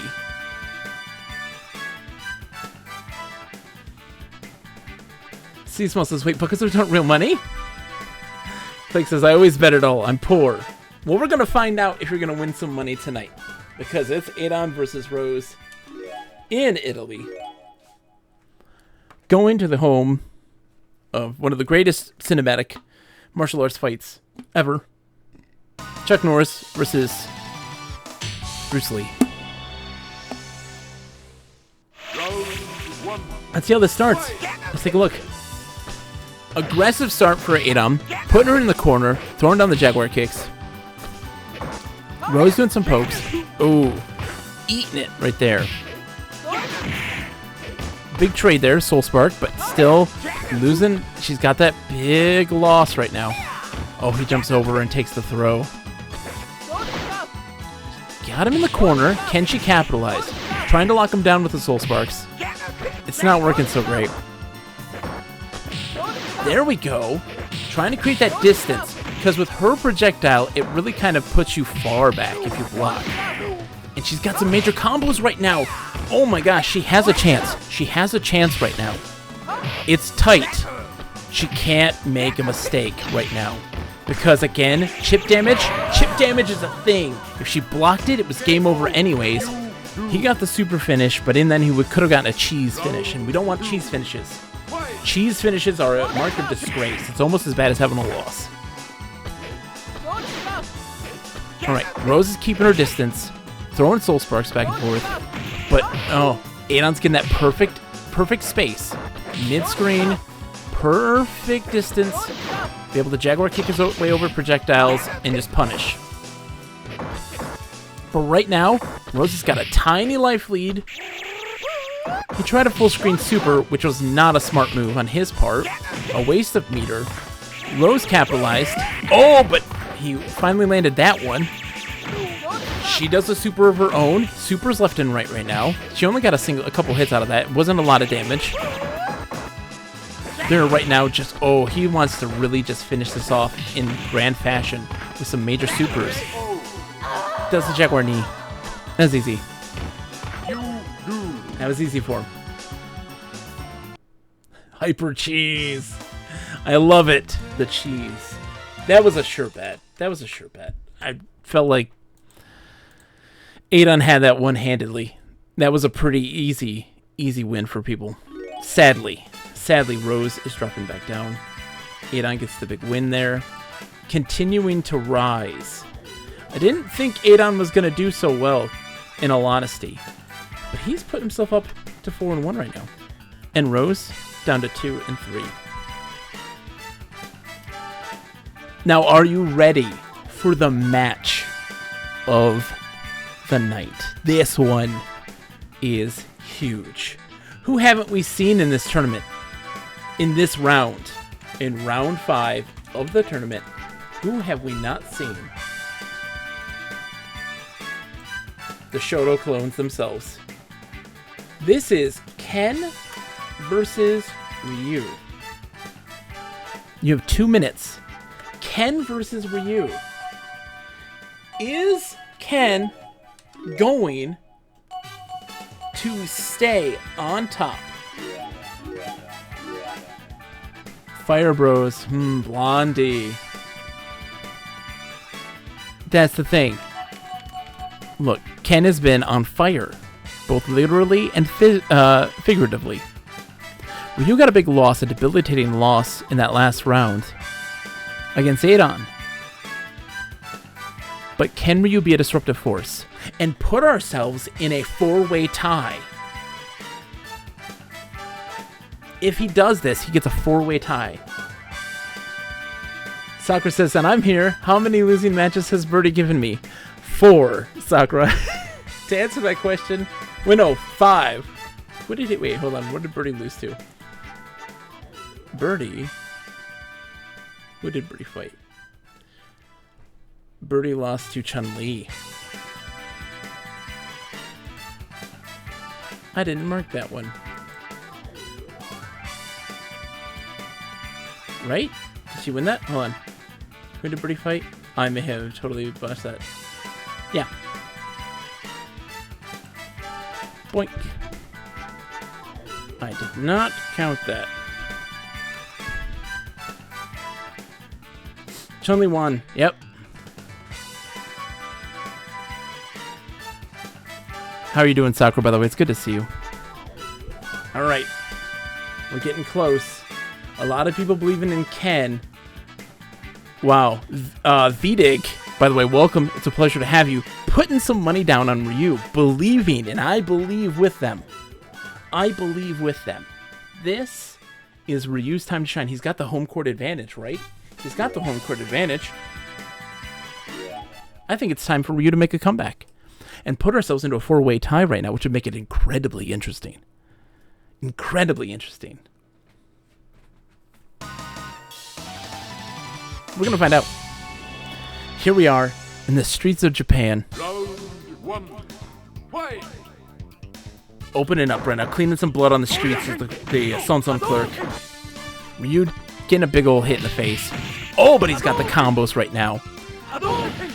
Hadouken's back and forth. Mailman delivering the paper. Oh, Ryu with a great punish to the whipped Shoryuken. Wow. Oh no, he's eating that super. He's eating that super. Oh, that's not great. He blocks the Shoryukens. Just walking back right now. Walking back. Ryu is not doing much right now. He's just like a pretty decent punish, I guess. That was probably the best situation that could have happened there, considering. Oh, but the Shoryukens are just so hard to deal with. Oh, he does the air throw. The beautiful air throw. Eats the fireball, though, because he tried a full screen super for some godforsaken reason. Ryu is landing those fireballs in a big way. Oh, but he tried the worst spacing that you need for a Hadouken. He still tried it.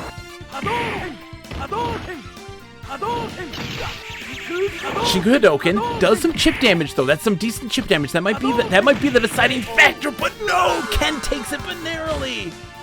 You lose. Oh, my goodness. My goodness. I need a cigarette. Come on. Ken throwing an errant fireball. That's a big deal. Oh. But again, the Shuri Repra only gets one hit there. because they're in the air. It does a lot less damage when somebody's in the air. Ryu, again, just kind of walking back. They trade. Oh, he did a big misfire on the Hadoken. What can he do? He's just relying on Hadokens. It's not working out for him. After this, Ken goes on to win Jeopardy, and then host Jeopardy. This is true. The Eclectic Hadokens are really working out for him. Oh, eats another super. Ken is out of meter. Ryu's got meter to spare. But he's just playing so defensively right now. And he's just taking that chip damage. It's not going to help him in the end. That chip damage is going to add up here. What's he going to do to punish? He's got nothing. He's got nothing in the tank. Oh my gosh, Ken is coming in with a win. Look at this life lead. Look at this life lead. I don't know what Ryu can do to win this. Does he have something up his sleeve right now? Nope, the Wake Up Dragon Punch. Nope, Wake Up Dragon Punch. You knew it. You knew it was coming. You knew it was coming. You knew it was coming. That was so... Ryu had an opportunity, and he didn't take it, and a lot of people profited off of that. Ken gets the win. Flake says this tournament is over. It's not over yet. It's not over yet. Ken is only 5-0. Ryu is 3-2 now. That was the last one for that round. Let's talk about this. Flake says, I sponsored Ken, by the way. You did not sponsor Ken, Flake. You sponsored Rose. Chip damage when you try to scoop up too much cheese dip or salsa at once and your chip breaks and falls into the dip. Oh, the ultimate chip damage right there. Let's take a look at the numbers, shall we? Round 5 was another roller coaster of emotions. It started off with Guy versus Charlie. Guy just dominated the fight. Charlie didn't stand a chance. No, Charlie dominated the fight. Guy didn't stand the chance. To me, they're all the same. I just look at Charlie and I think he's Guy. Guy didn't have a chance. Charlie constantly capitalized on the whiffs and got that win. That big win, putting him at 2-3, and Guy down to 2-3. Big deal. Look, it's like fake news. Here's the deal, though. Right, folks? Here's the thing. Next fight. Birdie versus Chun-Li. Chun needed this. And Chun got this. She's won 2. All of her matches tonight. She was going 0-3 into the tournament. Coming up now 2-3. Huge. Huge wins for Chun-Li. A big one against Guy, which has really struck down on his morale. He's now sitting at Guy sitting at 2-3. Chun-Li, 2-3. Birdie, 0-5. He's our Thomas Hawk this year. Birdie gets the Thomas Hawk Award. So far. He could still pull out and get a win. Then we had Sodom versus Sagat. Look, I'd love to say that it was there was a chance. There was not. Sagat won handedly. Sodom had some opportunities to come back and make a big comeback play. Didn't work out for him. He's 1-4. Sagat is 4-1 right now. Sitting pretty in second place. Then we had... Who did we have? We had Adon versus Rose. Rose had a chance. But Adon is rising heavy. And I don't know if Ken can fight off these combatants. Because Ken hasn't gone up against Adon yet. He hasn't. And that's a big fight that he's going to have to win. Wilco says, your memory sounds flaky, Flake, because he thinks he sponsored Sagat. Nope. He sponsored Rose there. 2-3. She got a win. Right? She didn't get a win. And then we had 4-1 Ken versus Ryu. I thought it was going to be more of an interesting match. I was wrong. Ken still dominating, undefeated, 5-0 right now. Ryu down to 3-2. He's lost 2 all of his matches tonight. Elkin sponsored Flake. Simon says, are you going to just blindly put up 2,000 Bokazoids for the next fight, right? Yep, exactly. Sakanako, how are you today, my friend? It's a pleasure to have you. So I'm going to take another short water break. Water's empty. Another quick water break. I cannot tell you how much this is a force on the vocal cords. After this round, that is the end of week 2 in the tournament, but we are going to do some other stuff. We have a wheel of filler that we are going to continue with. We have some things on there that are very interesting, very, very fun, that we will dive into to continue the stream all the way up until midnight. So I'm going to be right back. I need to get me some water. Thank you, Wilco. And enjoy the soft, sultry tunes of the character select screen.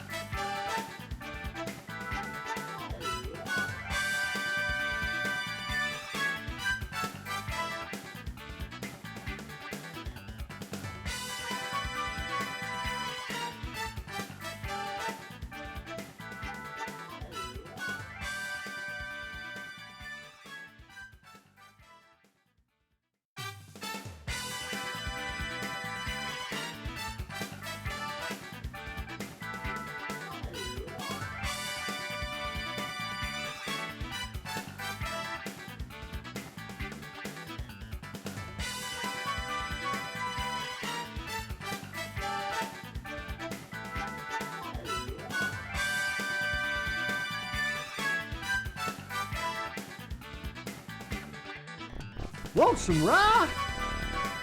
Of course you do.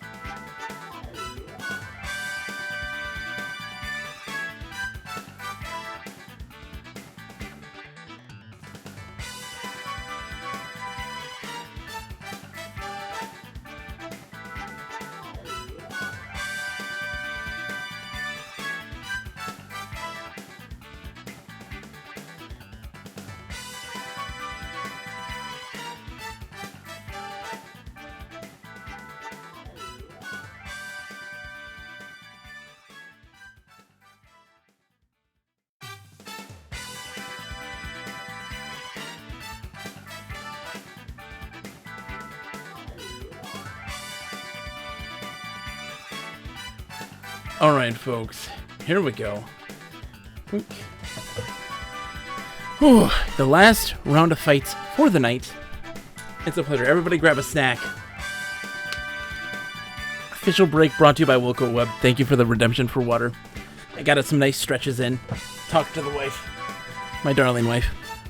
Simon Astor says, so is rye bread alcoholic? I'm getting smashed when I order a Reuben? No! Oh, the rye bread is delicious.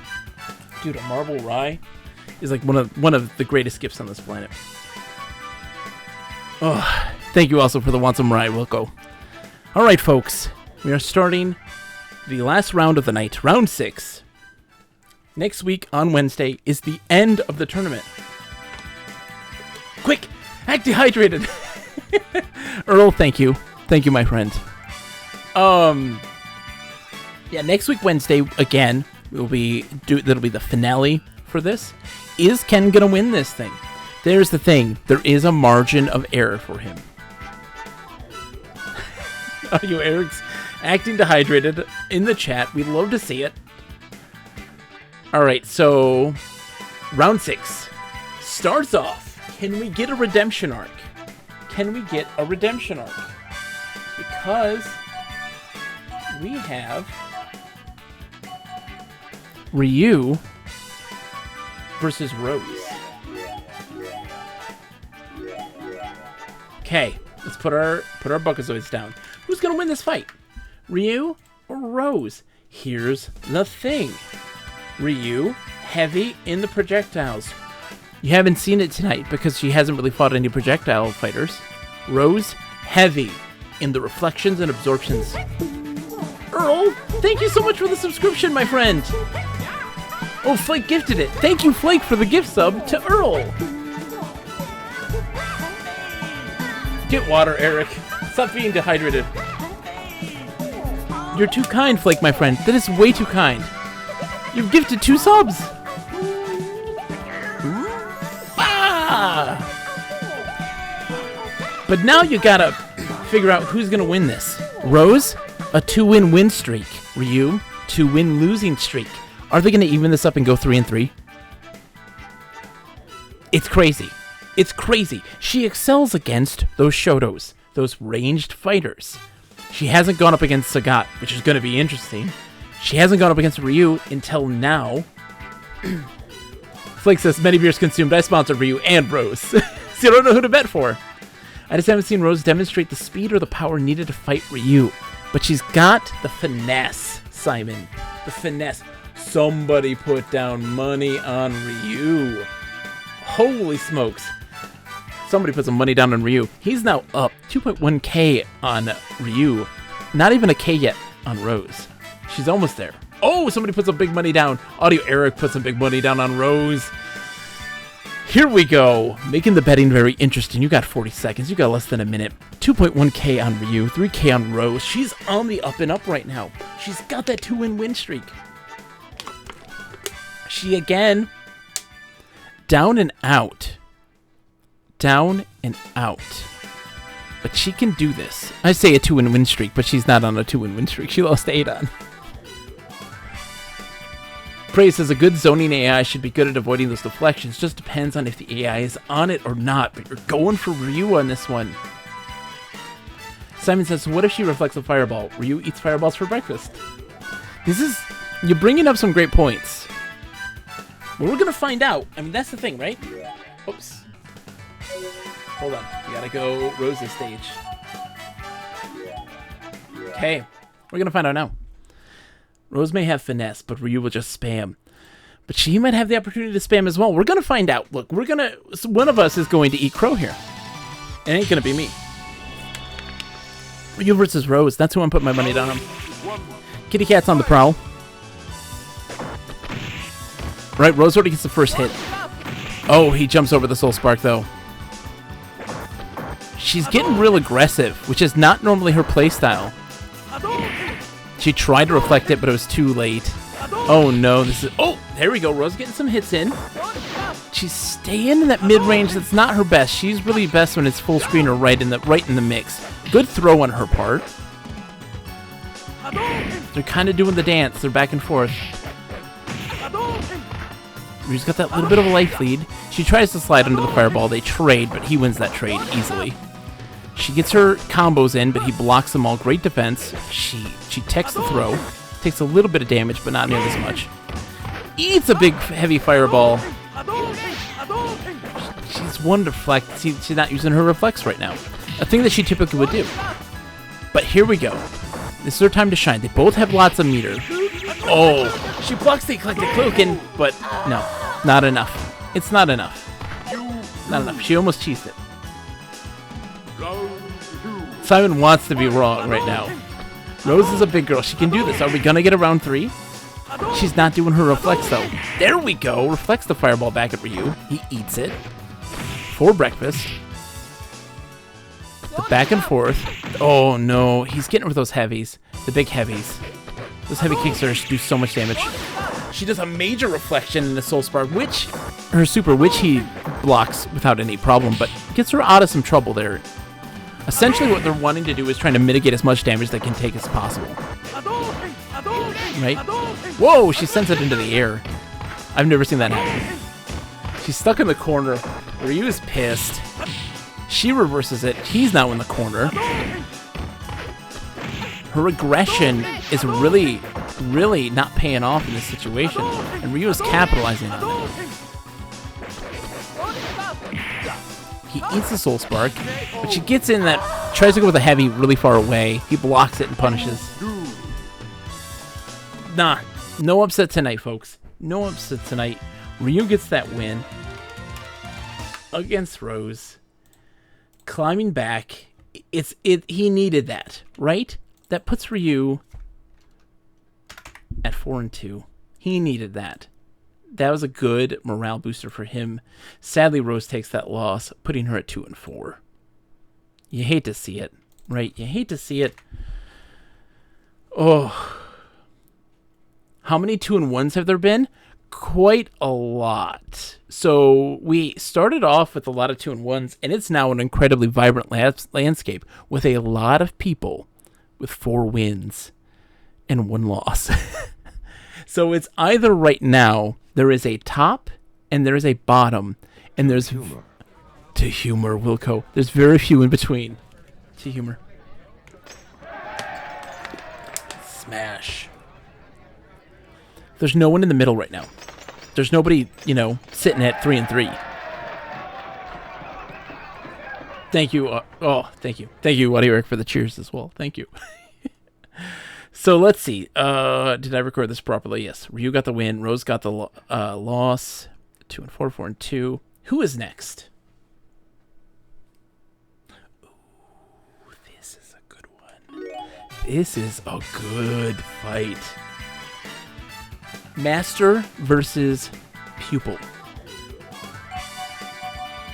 We have Sagat versus Adon. Who's going to win this fight? I posit this question to you. Who's going to win this fight?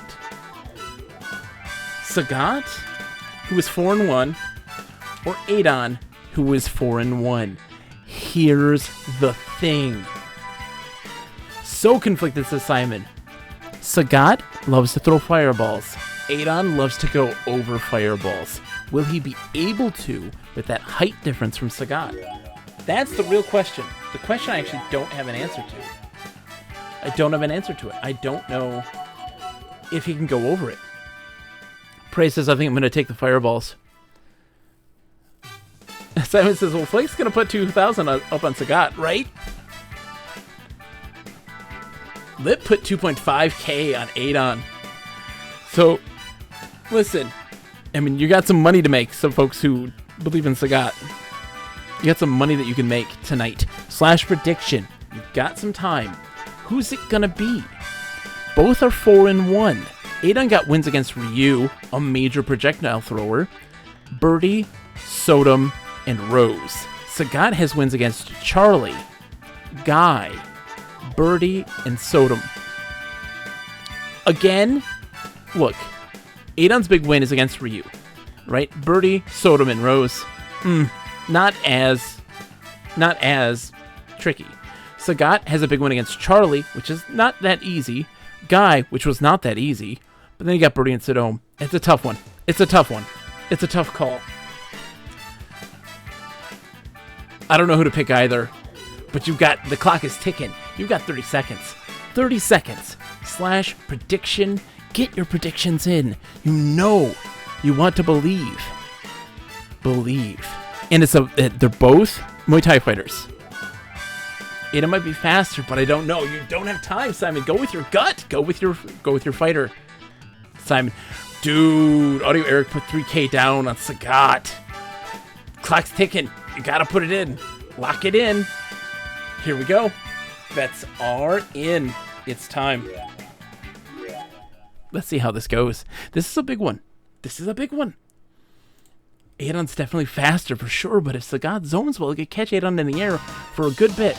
It just depends on the timing, and it's wondering if the AI is going to do what you think it's going to do. Which is why this is so magical. Okay, we're starting to do the dance. Sagat loves to do the dance. The walk back into the corner. Throwing out the tigers. Eating it, though. Gets a good tiger knee there.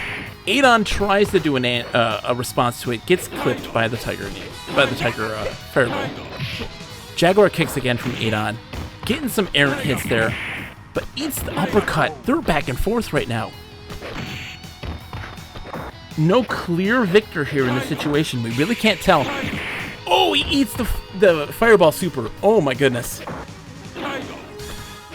If he does that again, that's really bad. Oh, the Tiger Knee! Sagat's changing things up.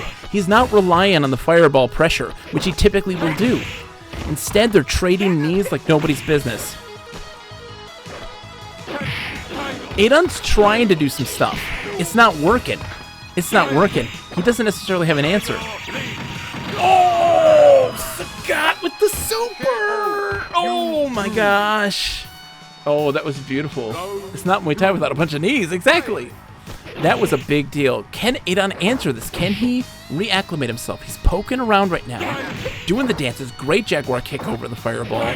He's in that. He was in that range where it's perfect for him. But he's throwing out weird moves that he doesn't normally do. He's doing a lot more jumping now. It's kind of confusing to know what Adon's up to right now. He is playing a little more unpredictably than what he typically does. Getting a major life lead here. Can he keep it up? Oh, Sagat is slowly whittling away. So he's keeping... Oh, Adon goes for a random super. He loves the random super, and that can really go against him. Eats the God super, though, but they're back and forth right now. The life is two... Oh, my God. Oh, my God, Jaguar kick. Oh! Oh, he's got the stun! Is he gonna... Oh, the disrespect. The disrespect. Did you see the disrespect there? The disrespect. Him going super to stun state late in the end. Sagat goes to block, and Adon gets the cheese super win. We're going to round 3. That was insult right there. He was disrespecting him. Is Sagat going to answer back, though? Right now, Adon's got a huge life lead. Sagat's feeling him right now. Stuns him again. What's he going to... Oh, got a quick get out on that. Sagat got out of that real quick. Wow, Adon has got the confidence. That style really put him over the edge. Can Sagat stay alive, though? Oh! Oh! Oh, no, is it going to be another cheese? Oh, and he gets him with the little knee to the toe. Adon wins the round 3. What a win! Holy smokes! The disrespect. The disrespect. The shin kick. He got the cheese super. He put him in a stun state. Waited for the stun to wear off right at the moment where Sagat had to block the super. And he gets the cheese super win. You know that was planned. You know that was planned. He was throwing down the gauntlet. Simon says, that was exciting. I don't mind that I lost. It's the beauty of this. For folks that are watching on the sideline, get in on this. Look, I'm not normally one of those people who's all about the theatrics and like, oh, hey, everybody, like and subscribe. Nonsense, right? I don't do that fake nonsense. I'm legitimately hyped for this because this is the most fun I have streaming. It's not normally like this. I'm normally sitting here being very, not quiet, but very talkative about like game design, mechanics, these sorts of things, right? About what works, what doesn't, going on these like adventure games and going on these, story-driven journeys. But when it's time for CPU fights, I lose my goddamn mind. I love it so much. Oh, he's like a Tekken fighter with that chin kick wiggle. I know, right? Jesus, it's so much fun. It's the most fun that I have. Big win for two folks. They got themselves some wins. That was a beautiful, beautiful thing. I gotta mark this. I am literally stunned right at this moment. Cause look, folks, I'm gonna be legitimately honest with you here. I had a thing to tell you last tournament on day 1. And I didn't tell you. So I ran so many simulations for this. And there was something that I noticed. There was one character that was a clear dominant fighter. It wasn't Ken. It was Sagat. 20 fights he did. 20 fights. 2 whole rounds with everybody. He lost 1 fight. That's it. He dominated every time, where I was very concerned about how this tournament was going to go. Because everybody else did and Sagat was dominating. The only person that beat Sagat, he hasn't fought yet. So, I don't know. I don't know what to tell you. This is monumental. Adon right now, 5-1. He's in the running. He's in the running right now. That was a huge win for him.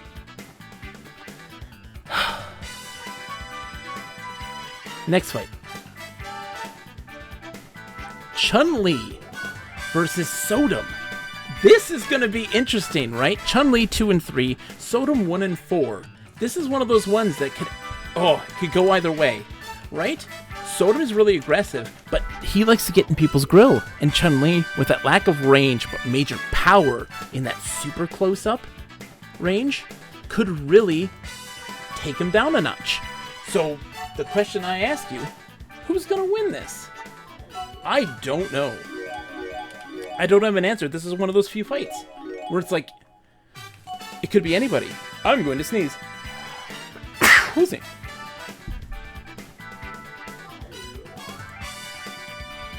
Sodom versus Chun-Li. I really don't care who wins this one, but Simon, who's faster? Sodom has been totally just blowing his chance. He only has 1 shot, and he misses his chance to blow, because opportunity comes once in a lifetime. And he misses out. Chun-Li's faster, so money's on her. This is what I like to hear. Not a lot of people are betting with confidence here. People are, oh, look at this. Look. Wilco putting 10 Buckazoids down. Lip putting a couple on Sodom. He believes. Praise believes in Chun-Li. I don't blame him. Is Chun-Li going to become 3-3? Chun-Li, is she going to sweep tonight's tournament, winning 3 matches in a row? Is she? Is she? You tell me. Simon's betting with confidence. I just know the payout is going to be tiny. I don't know. Somebody might believe. But you know what? It's not about winning the Buckazoids. It's about supporting your fighter. It's about supporting your fighter. And that's all that matters. That's all that matters. We got a couple more seconds. Folks who are watching on the sideline. Look, folks, you're watching on the sideline. Look, we're a big Street Fighter Alpha fan. You can tell by the wackadoo posters. You can participate. Get in there. Throw some Buckazoids down. Little bit of here and there. Lit put down 2.1k. 3 seconds left. Oh, man. Okay. Sodom's got more people put money down on Sodom right now. So, it's going to be a fight. That's for sure. Would love to see Chun and Charlie both end up as 3-3 tonight. It can happen. Hey, it could happen. It's like Angels in the outfield. Right now, Angels on the streets. Cinderella stories. Round 1. Next fight, Chun-Li versus Praise the Sun. Exactly. Okay, Chun already starting off with a good fireball early on. She's jumping around. Oh, she throws a fireball there. Sodom capitalizes, gets the command grab. We love to see command grabs. Lip believes in the command grab. That's why he put so much money down on Sodom right now. Chun-Li's showing some great defense. They have a big trade there. A hard knockdown on Sodom. Oh, she whiffs the heavy kick. What is she gonna do right now? She's not having much of an answer. Sodom's really throwing down the heat there with the command grabs. It's beautiful. You lose. Lip says, sometimes I just want to throw some Buckazoids to the crowd, but it always ends up, Lip, where those Buckazoids get thrown back to you. You're trying to throw it to the crowd. Sodom takes round 1 pretty handedly, but Chun-Li is getting some answers here. She's got a slight life lead.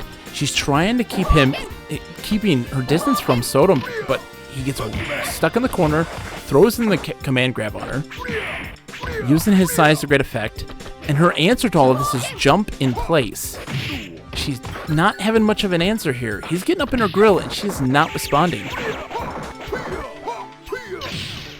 Good response back to the blocked super. Chun can do this, but she's got to play it smart. He's being relentless. Nice answer there with a big combo. She's starting to use more of her arsenal. Oh, you love the stomp. You love the stomp. The head stomp. So fantastic. She's blocking real well.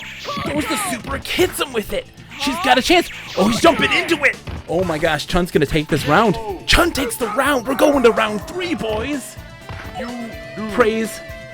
Come on, let's go. Don't give up on her, Praise. Don't give up on her. It's on to round 3. We don't get many of these. And only one of them has been uninteresting. All of them have been very interesting. Chun is coming back. Look at the big comeback. The confidence that Chun-Li gained with that win was monumental. Oh, she just walks right up and throws him. She is unafraid. Sodom is running back. He's backpedaling. Oh my gosh, he doesn't know what to do anymore. She got in his grill and just said, fuck it. Big Mikey Ocho, round 3. We've had a couple Big Mikey Ocho, by the way, and welcome. It's good to see you. Chun is coming back. Sodom demoralized by that round 2 loss to Chun. Dude, it was... Oh, but he gets a big super there. Oh, he lands a big super. Oh, the major damage. Can Chun come? Oh, he's got the stun state. Oh, she jumps back and avoids the command grab. Oh, this is it. Sodom barely makes it. Chun loses. Oh my god. Wow. That was insane. The super at the end that he landed that really turned that round 3 around. Elkin says, do it again. That didn't count. That was beautiful. Praise pissed. Elkin pissed. This is the best. How's the sun praising going? Sakura loved it. I loved it. That was a good fight. You know that was a good fight, guys. Come on now. You know that was a good fight. That was beautiful. Sodom needed that. He needed that. He's now sitting at 2-4. Chun, 2-4. He evened it up. It was a big win for Sodom. A big win. Wow. All right. Whew. I'm going to get a cigarette. That was intense. I didn't think Sodom had the momentum after that command grab super. The attack was powerful. I was surprised he kept up the pressure. That's what's so wild. That round 3 was just insane. Chun-Li was just putting the pressure on hard. She did just the silent walk up to throw. Like, that takes balls. And she was doing it impervious. But when he landed that super, everything changed. And Sodom was able to finally get the gumption to get going. Let the darkness grow. Lip again making some big bets, winning some big buckazoids. I didn't think he had it in him, but I did it round 1, then I disbelieved. I believed in Chun-Li, and then again I failed. My belief was back and forth. It was ping-ponging.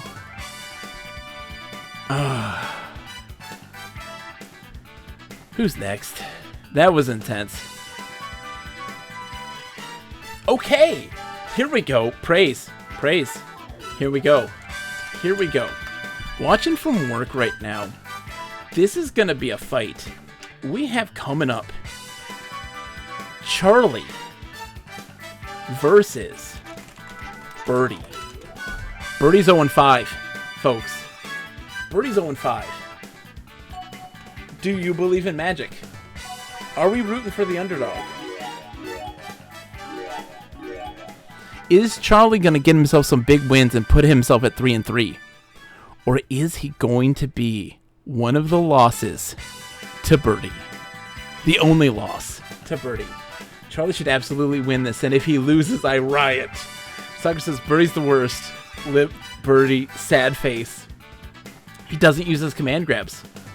This is so much Elkin Fencer right now, putting 50 Buckazoids down on Birdie. It's a smart move, right? If everybody puts their money down on Charlie, put a couple Buckazoids down on Birdie. Just see what happens. What do you got to lose? Then there's Lip, who just becomes a disruptive force. He comes in and just throws the Buckazoids down. 3.1k on Birdie right now. Charlie should punish the crap out of Birdie, but, well, we'll see, I guess. Audio Eric, have a wonderful night. It is, as always, a pleasure. Thank you so much for your support. I really appreciate it. And also, Earl, I know if you're still here, you're also going to be saying goodnight. Good night as well, Earl. It is a pleasure as well. You're both the best. Lucas says, have some money. Lip says, my Buckazoids empower the fighter. It's true. Lip is the real mastermind behind the scenes here. But he's putting money down. And that should be incentive enough to be like, well, now I can get some easy Buckazoids, putting it on Charlie. But then, all those people who are like 10 Buckazoids here, 20 Buckazoids there on Birdie are now like, thanks, Lip. Charlie's good at punishing whiffs, but Birdie barely attacks because he's so slow. I think Birdie's lethargy will play to his advantage, says Simon. Simon, I think you're absolutely right. I think you're 100% right. Sakura says, I'll be honest, I thought Birdie would be a lady when I chose. You're not wrong. I would have too. If I didn't know, I would agree. I would think that'd be Birdie. When we're going to find out. He's going to get Sonic sliced, says Praise. I don't know, man. I want for you, Praise, for Charlie to win. But my heart says Birdie. I root for the underdogs always. All right, Charlie with the first hit. Really great start. Using his sweeps effectively. Birdie's got some good anti-airs, right? Oh! He's throwing out the Mohawk. Here's the thing. Charlie doesn't do a lot of jumping, so that's going to change how Birdie approaches this fight. He's going to see some stuff we don't normally see. He's really doing the headbutts, which we don't see a lot of, but he eats the flash kick super, which really gives Charlie that extra lead. Are we going to see a command grab from Birdie?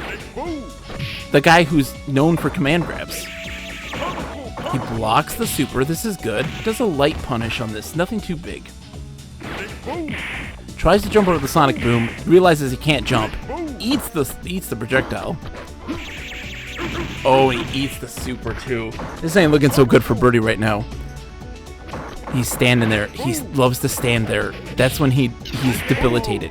You know Birdie's gonna lose when he just stands there. Round two. Looking good for Charlie right now. Really got himself some major momentum. Got a big advantage here. Standing in that mid-range, throwing Sonic Booms, which Birdie loves to eat. He stands there, Simon. Gets in there, gets a couple hits. Oh, but he eats the flash. It's surprising Charlie uses the flash kick super so much right now. But guess what? It's working. It's working. I think that the AI really took into consideration, like, Birdie's a dumb person. So we're just going to make the AI dumb. Get some headbutts, though. He's got a life lead now. It's Sliver. Oh, now he's lost it. It's this back and forth. Is he going to get lucky? Game locks up on me. Oh, it's just the question of will Birdie be... Oh, he's standing. Oh no. He does the Sonic Boom. Hey, Gwendolyn. Hey, kiddo. We should go there with Mama, kiddo. Hey, love you. Charlie gets the win with the super. Look at that. Look at that. A beautiful win for Charlie. We love to see it. It still... Poor Birdie. Poor one out for Birdie. He can't catch a break for the life of him. He can't catch a break. Birdie gets the loss. He's got the Thomas Hawk effect right now. He's in the running for the Thomas Hawk Award. Charlie's sitting at 3-3 right now. Nice and easy. Charlie bit me. Chip damage. That will be my Evo persona if I ever make it there. Chip damage. is up to fight. How's it going, mascot? It's good to see you. So let's see. What is next on our fight list? Charlie Birdie. Are we really there now? Last fight of the night? Wait. Yeah, it is indeed. Last fight of the night. We do have other stuff on the list here. Don't worry. It's not over just yet, but this is the last fight of the night. Whew. Oh, yeah. Charlie won. Paying out. Our competitors for the last fight of the night.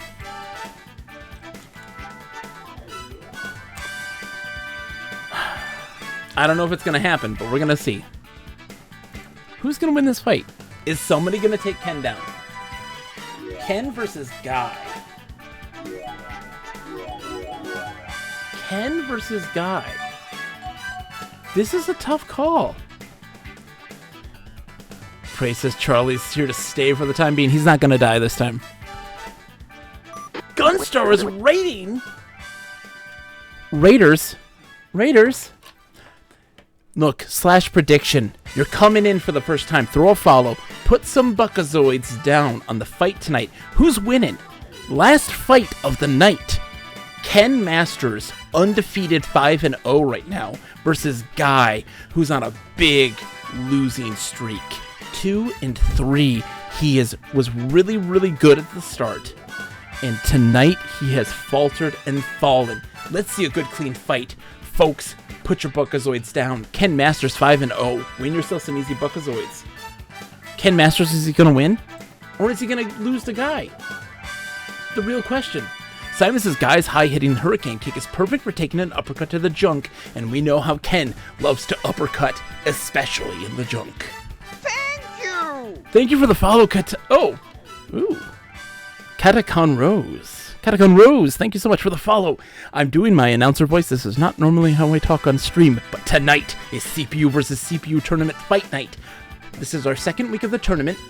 Folks, sponsor a fighter who then goes through a round-robin tournament in order to see who wins in the outcome. They win some prizes, sometimes they don't. I'm a variety streamer of all types. Gunstar's in for Guy. This is what I like to see.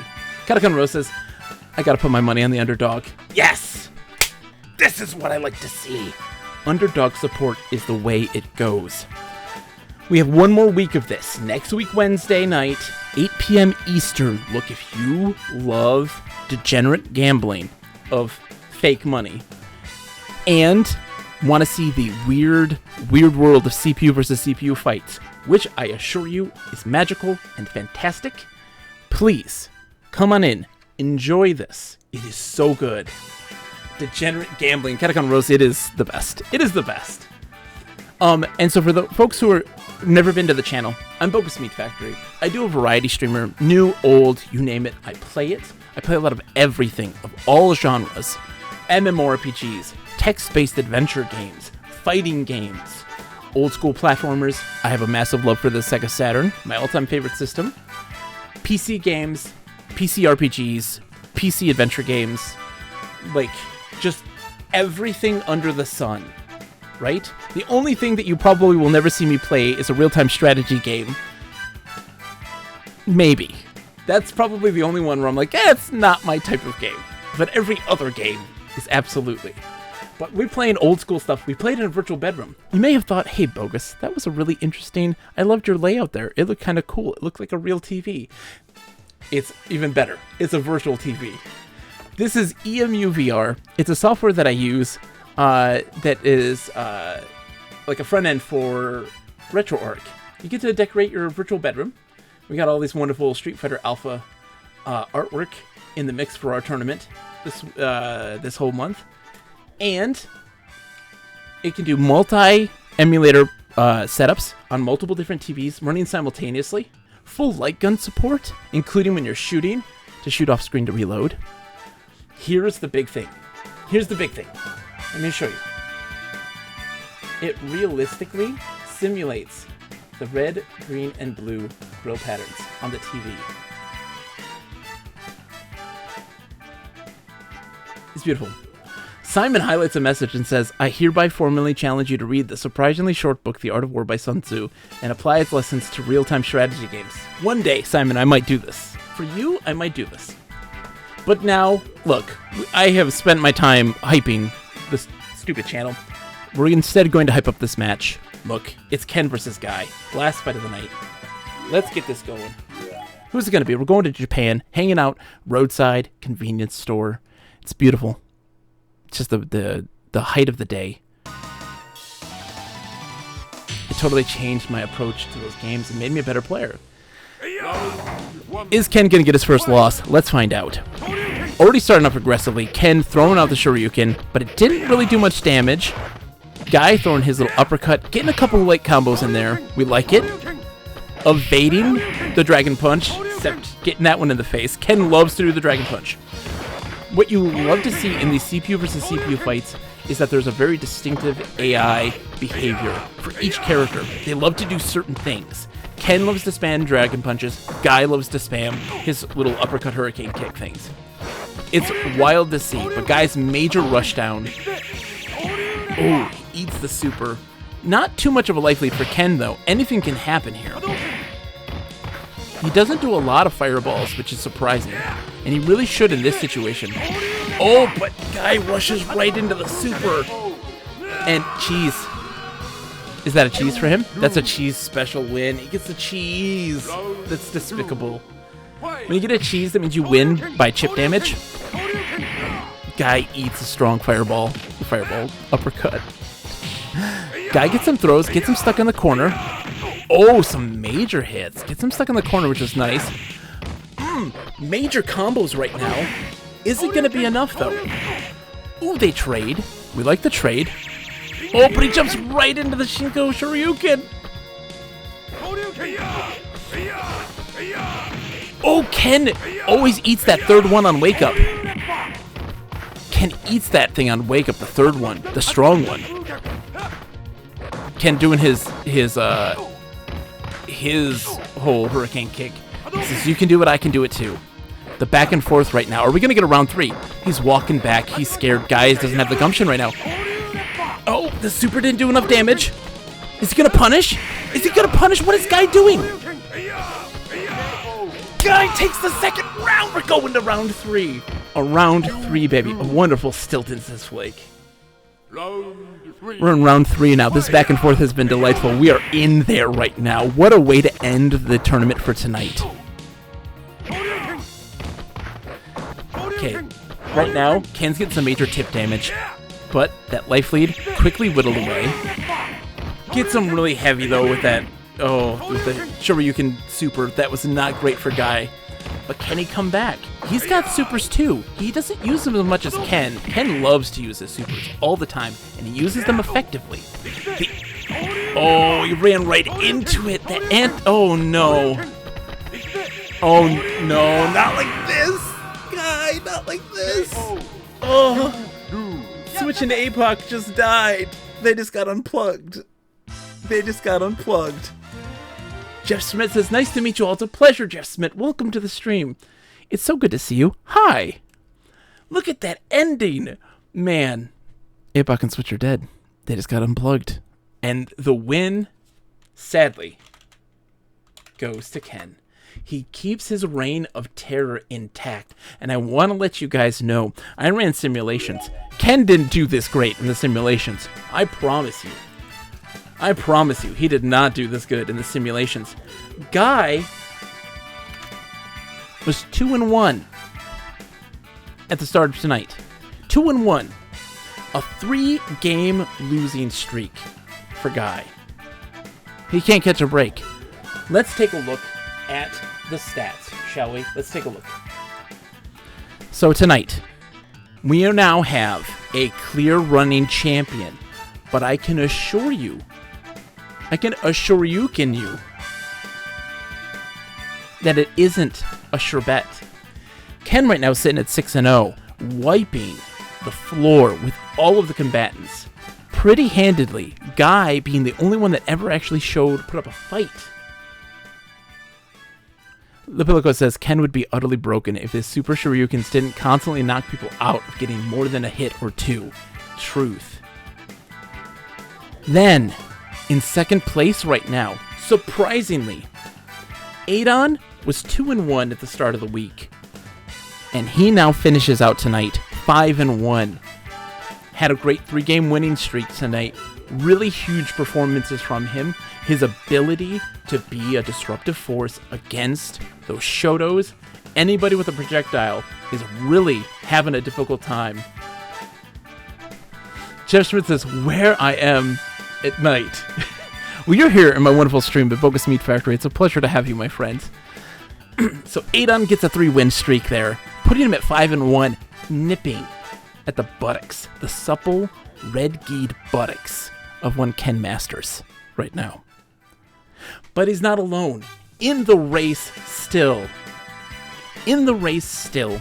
Ryu, our other Shoto, look, he had a rough night. He was undefeated, toe-to-toe with Ken, but he lost 2 of his 3 matches tonight. Really debilitating. It's a sad state of affairs. Ryu, he lost to Ken. I didn't mark that. Bam. Ken won against Ryu. Bam. He lost against Ken, which was debilitating. Here's the thing. Another 4-2 Sagat did a lot better, won 2 of his 3 matches. So he was on the upswing here. A big loss to Adon, which was wild. That was really hurt on his chance of success, because he still's got to go up against Ryu. He still has to go up against Chun-Li, and he has to go up against Rose, who I know is the only person that beats Sagat in my simulations. But he's lost twice now, so who knows? Then, we've got our middle of the road. Charlie still has a chance. He can still technically tie for first place if he wins all his matches and Ken loses all his matches. Ken's going up, though, against... Who's Ken? Oh my gosh, I did not record any of Ken's fights tonight because it was so dominating. Anyways, Ken's going up against some people.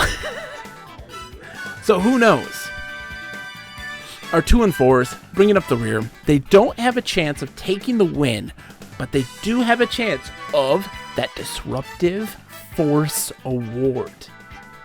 It's a prestigious award for those characters who may not have performed so well, but they did something unprecedented and took down some of the big boys in some major wins and changed the tides of the tournament altogether. Last year, that was Ken Masters. He took down the big boys, but he never had a chance of winning.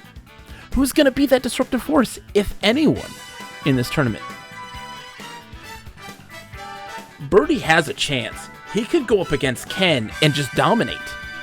We don't know. What if he does that? What if Ken's loss is to Birdie? Birdie's getting 2 awards. The Thomas Hawk Award for most losses and the Disruptive Force? Jeff says, you sound like you could be a pro, and I think what you call them at Boxing Mitch. Oh yeah, the commentators? Absolutely. Thank you, my friend. That is far too kind. That means the world to me. I don't normally sound this energetic and I'm a ba-ba-ba, and normally I'm pretty low-key. But I get so hyped. This is like my favorite thing in the world, is this. This is the most fun. Simon Asher says, Birdie, T-Hawk, I think the lesson here is not to bet on people named for birds. I think you might be right, Simon. Then, let's see. Charlie's 3-3. He's got a chance. He's going against Sodom. That could be an easy win. Going up against Rose. That could be an easy win. Going up against Adon. That might not be an easy win. But if he does so, could again be a contender for Disruptive Force Award, considering that Adon is right on the tails of the leader. Our 2 and 4 guys, Chun-Li showed up. They were 0-3 at the start of the week. They won 2 of their 3 matches. Big wins against Guy, big wins against Birdie. Showing up, getting some wins, and rising those ranks. Doesn't have a chance for winning it all. But again, up against Adon, Rose, and Sagat next week. That's big. That is a chance for being Disruptive Force Award. Because those guys, 2 of the 3, on the running for winning the game. If they beat them, holy crap. Everything's changed. Guy, sponsored by Big Mikey Ocho, right? 2-4, a debilitating loss against Ken. That one really stunk for him. He was 2-1. He went 0-3 this week. He lost all of his matches, and it was an absolute debacle. Charlie's position right now is usually what it's like for my Eagles every year. Praise, you know it. Big Mikey Ocho, guy was so promising, and he lost all of his fights. He lost to Chun-Li. He lost to Charlie. He lost to Ken. It was bad. Then, our little Thomas Hawk, Birdie, 0-6. Still hasn't gotten a win under his belt, but he's got a chance. Look, he's going up against Ryu. He's going up against Ken. He's going up against Guy. There's a possibility. He has a chance. Sakanako says, what happens if I do this? Sakanako, dude, thank you so much for the bits. 505. Thank you, my friend. That is too kind. Cheers. You're a 10. You got Ken as a 10. He's got a 10 butt. Sakanako. That is a 10 butt. Then, let's see, Sodom, 2-4. Surprising win against Chun-Li. That was a really tough fight. One of the best fights of the night. Got a big win there for him, but he only got one. He lost so many of his fights tonight. He only got one of the three was a win for him. Adon, huge winner. Rose, she did okay. She got one of the three. She's still kind of middling. It's not working out so well for her, sadly. And that's our tournament right now. So gotta go throw in the butts. Did the Mayor Final Fight ever appear on Street Fighter? Mayor Mike Hagar? I don't think he's ever shown up even in the backgrounds. I could be wrong. I mean, in Street Fighter 6, he absolutely makes an appearance in statue form at least. Which is fantastic. Oh my gosh, Sakanaka, how many butts do you have? There's so many butts. So, that's going to wrap up the tournament for tonight, but the stream is not over, folks. I have to take a short water break, and we're going to spin the wheel of filler. We have what? We have almost 2 hours left to fill. There's some big things. Let me show you what the filler wheel is, okay? Let me, just one second, let me get it popped up. Let me show you what's on our wheel. I'll take a short break, get some water, have a stretch. So, this is what we have going on tonight. We have some choices. We spin the wheel, see what we get. We did some Street Fighter Alpha story mode last stream as some filler. We can finish that off tonight, hopefully, if it picks this. Virtual Gunpla. We will virtually build a fake virtual Gundam through this wonderful software, this game, Last Call BBS, which is a really great series of mini games that are kind of harking back to the old bulletin board system door games of old. Really awesome. We do a Tetris stream. We just play Tetris for the rest of the night. Chill out, enjoy the time, play some Tetris in the virtual bedroom. Magazine read. We're going to read an issue of Game Players Magazine. The issue that has Eternal Champions CD on the cover. They love that game, rightfully so. But there's another review in this. Game Players is a really bad magazine, I must add, from the 1990s. But they have a review of Phantasy Star 4 where they just lambaste the game for being boring and uninteresting and give it a horrible score. Then we have Dying MMO. We have a bunch of games from Itch.io that is from a Death of an MMO game jam, where they're video games and indie games that are inspired by what happens in the last moments of an MMORPG before the server shut down for good. It's a little depressing, but I love me some MMOs. Then, we've got beat-em-ups. I've got a virtual arcade. The virtual bedroom isn't the only thing I've got. We have a virtual arcade. I just started setting it up right now. It's not complete, but it's got some great beat-em-ups that we gotta play through. And then, typing! I'm not going to tell you what that means. It's just typing. I'm gonna take a short break. I'll be right back. Stay with us. Enjoy the music. Thank you so much for hanging out. Thank you, by the way, so much, Gunstar. I'm going to be right back real quick. I just got to give me a drink, a little more drink, a little stretch. I'll be right back.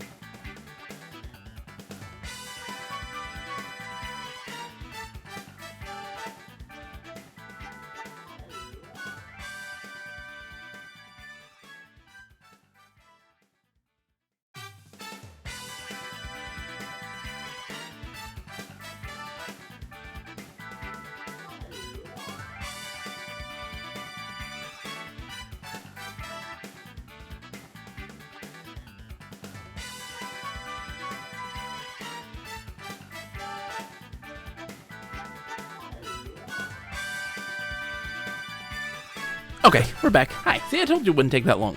I told you it wouldn't take that long. All right. Let's see. Let me turn off the old game system. Fun fact. Player 2 won last week 8 of the 6, or they were 8 and 6 in the wins. The player 2 side. They've always been pretty even. And then this week, player 1 won 8 and 6. Going back and forth. I'm glad you love these streams, Praise. I love having them. Shall we spin the wheel? Shall we? I think we... Oh, Jeff wants a haiku. Let's spin the wheel, and I'll throw you a haiku, Jeff. Absolutely, I will throw a haiku. Let's spin the wheel, though, and see what we got first. Ho, ho. Ho, ho. Ho, ho, hey, hey. Ho, ho. Oh, God. What are we getting? Are we going to go right back to Street Fighter Alpha? Are we going to be doing some typing? Are we going to read a magazine? Do Dying MMO? Are we going to be depressed with the Dying MMOs? It's Dying MMO time, isn't it? It's Dying MMO time! Okay. We have some Dying MMOs. Let's throw that down. Boink. It's time for some Dying. Mike is very happy about this. Let me get my haikus up ready. Let me get my docs. Folks, look. We've been having a lot of fun tonight. It's time to bring the mood down. Just a tad. You know what time it is. It's time for a haiku.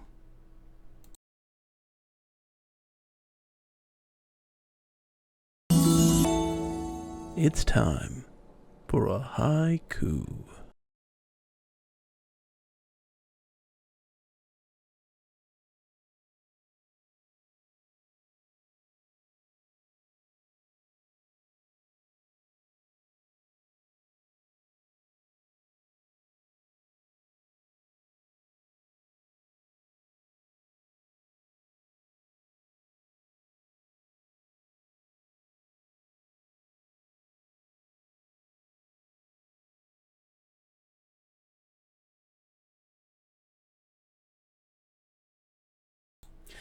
A night of fighting, muscle and sinew striking, and bonds being formed.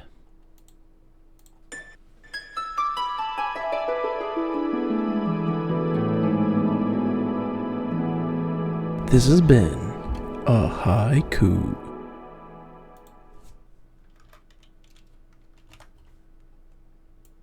Okay, thank you so much for the redemption of the haikus. Jeff Schmidt, I love haikus. We compile all of those haikus up into a book. We raffle them off to people who are subscribed for the month of December. Anyone who's subscribed is entered in to the competition to be able to earn a handwritten book on a little dinky notebook of all the haikus of the year. Big Mikey Ocher's excited for this. Let's pull up my Dying MMO games. Dying MMOs. Dying MMOs. Dying MMOs. Let's see what we got. Boom, boom, boom. Okay. Un momento. Some of these are done on the web browser, so I just have to get them pulled up here real quick. So the first thing that we're going to do is one called Running Back to You. This is by Princess Internet Cafe.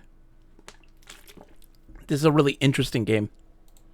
I've never played any of these, but I've heard some really good things of these. Begging you to do haiku and zines for previous years and put them on itch. I should, Mike. I really should. You're right. I absolutely should. Let's go to the itch page. All right. We're doing Running Back to You. This is a tiny one. Let's see how this goes. I don't know how to get this full screen. Let me know how the sound is. Running Back to You. Oops. Hold on. I just turned the Saturn back on accident. There we go. Controls. Use WASD to move around and advance the dialogue. So this is actually a single-player game with the content being specifically about dying MMORPGs. Lip missed the haiku, I'm sorry. Okay, so use WASD. You can move the camera around. We run into people. Eowyn says, it's so weird. Hold on, what did you say, Eowyn? Say that again. It's so weird thinking that this is the last time we're ever logging in. The gateway. Every time you log in to the game, you always start from here.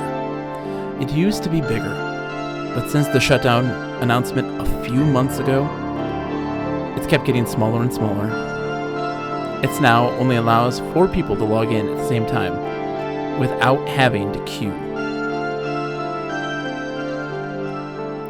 Kara says, I'm getting tired of waiting.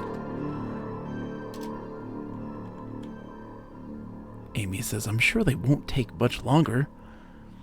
Just be patient. We should have just waited for them outside. At least it's more exciting out there.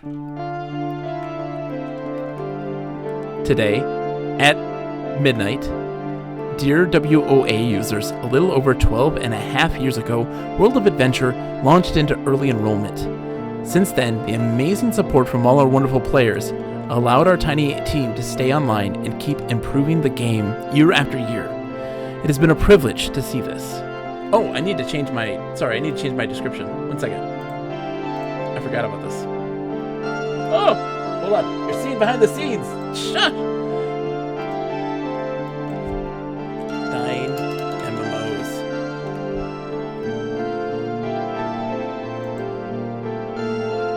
The music is legit. It has been a privilege to see this world and this story brought to life through the dedicated players adventuring in it. But now we've reached the epic finale of WOA. In regards to what will be different today, as we slowly approach the shutdown of our servers tonight, we have preemptively closed off some areas to facilitate the task. These include the north and west exits to the hub, and thus any areas beyond, and some sections of the Forest of Delusion and Mako's Jungle. We'd like to thank you for all the massive support we've received from you over the past 12 years. We hope to see you in Adventureverse soon. Oh, sorry. Whoops. Thank you. Wow. Thank you, Mike. This already hurts. I hope they release a sequel where the game is brought back by another company with insane microtransactions. That would hurt more! That would hurt more! Okay. Thank you. Alright. My camera controls are busted. There. Mudzer. Maybe the Adventureverse isn't that bad. Gus. No, it's bad. Millennia. Yeah, really bad. Gus. They didn't have to kill the game this way. There were still plenty of people logging in every day and spending their money here. You aren't wrong.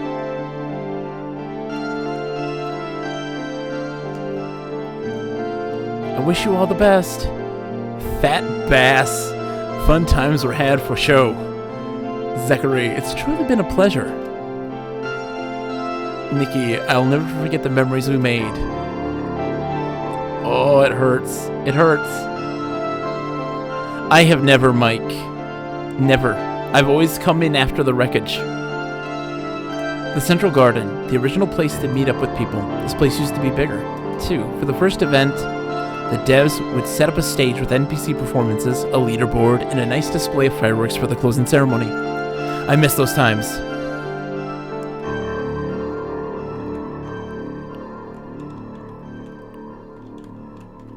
This nope. I played on the last day of Grand Chase's original run. It was sad as heck. Oh, dude.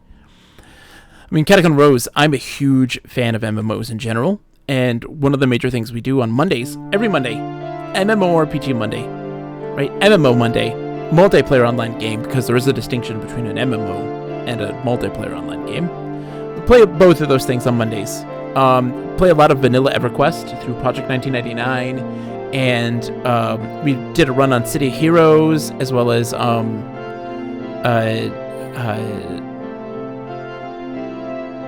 Space game. Space game. Oh, early 2000 space game. Sakura, help me. Sakura, help me. And we're gonna do a stint just to bond with my teenage sister-in-law. We're gonna play some Wizarding 101. Earth and Beyond. Thank you, Mike. I love exploring dead MMOs, or dying ones, or ones past their prime. Seeing the communities there and these diehard people who love and adore them and keep these things running. Because they deserve to run. They deserve to still be going on. The marketplace. A place to get adventuring gear. Restock on items and get your fortune told. The fortune teller was ultimately an NPC that give you a random buff for the next hour. Pixel is waiting for you at the secret base. I should probably make a move. Susie says, I still want to believe it's not the developer's fault. Whitney says, you reckon this is some fat cat's decision? Totally.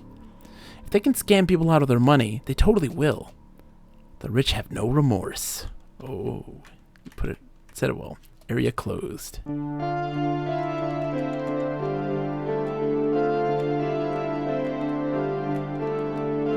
Servo.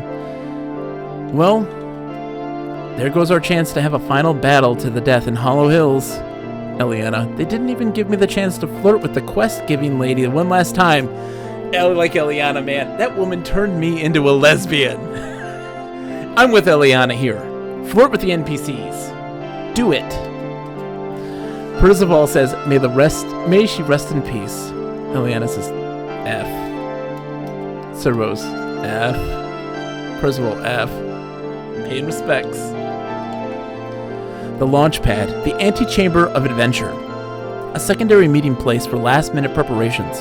The quest giver had a stall here with loads and loads of missions that would change based on your ranking. The more you chained in the same session, the rarer the items she would reward you with. Hollow Hills, the initial adventuring area/dungeon of the game, was north of here. It was a vast expanse with little more secluded regions. Most of us had spent quite a fair amount of time grinding and farming there. Pixel's waiting for you at the secret base. Alright, time to go. Santa says, no Hollow Hills? I am so mad. Fash, I'm fuming, babes. Crumb, you okay, hun? Santa, oh, fuck off. Celis, I'm going to miss this so much. Crumb, I'm going to miss you all too. Vash says, I'll still bully you online. DW Geysers. Area's closed. This is sad. You're gonna see me now. You're like, look, I was so hyped, and now you're gonna see me actually like legitimately cry because I very much love MMOs. Hercule, folks, thank you for being such good friends over the past few years. Herod says, it's been amazing being able to spend time with you in here. Homero says, I loved sharing a pet with y'all. Same. Hercule says, you two are the best. And Flubby, you too. Oh, I wanted to talk to Flubby. Pal Plaza. When the Central Gardens started getting a bit too small after a huge explosion of new users, World of Adventure ran a poll to name the new meeting area. The name that got first place was some sort of joke that people voted for because it was funny, but very inappropriate. Pal Plaza got second place, so no one was too mad when it was the name that was ultimately selected. People liked hanging out here because there were benches. Crossing the portal warps you to the Forest of Delusion. Tracy says, waiting for our session to be killed is kinda epic, actually. Ashley says, hell yeah! It's like saying, we're not going to join your Adventureverse shit. Lizzie says, play to earn? More like suck my ass. Fuck crypto, says Courtney. Never let people decide the name of something. The oldest page no company ever reads. Exactly. And fuck NFTs. Thank you, Courtney. Sergey says, once you cross to the portal, you might not be able to return to the hub before the servers go down. Do you really want to go to the overworld? Alea says, you might be right. It's cool here. Let's stay. Jermaine, thank you for being my friend, peeps. Shura says, till the bitter end. Azula says, and beyond. Tiara says, Tiara, gives Z a hug. Z, I love you, friends. Zillan challenges Grice to a dance-off. Grice accepts. Emoting. Nygaard says, I can't believe they've done that. Like, what's the point? Meepo says they probably just want to restrict our movement by preemptively closing or looping areas. Tim says, kinda lazy, to be honest. The Forest of Illusion. Going down this way, we start getting deeper into the forest. The deepest part was launched as part of a Halloween event. There were all sorts of new monsters and creatures, a creepy forest of fairy tales. It was awesome. Oh.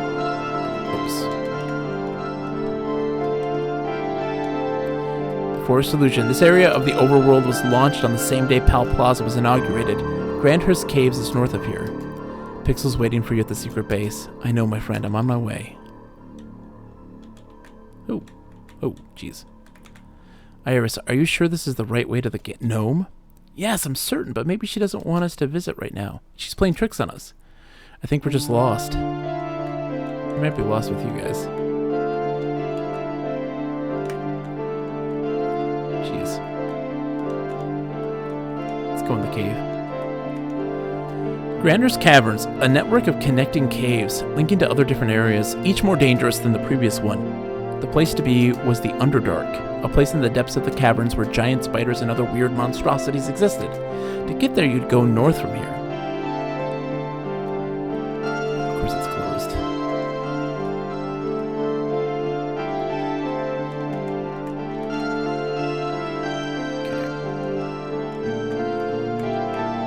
Okay. Grandhurst Falls, easily my favorite part of the Grandhurst Caverns. Water sprites inhabit this area of the cavern. During the summer solstice, a special event would happen here, where all the sprites would start singing in unison under the moonlight, flittering through the cascade. And it was also here that somebody noticed you could befriend and tame wild creatures and make them your pets. The devs later admitted it had been implemented a few weeks prior, but it had taken people some time to discover it. We found a deluxe tuna can.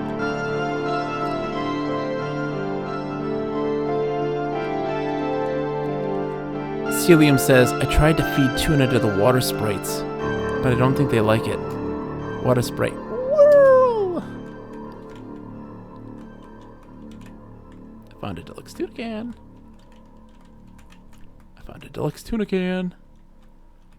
Alright, so the next spot is this way.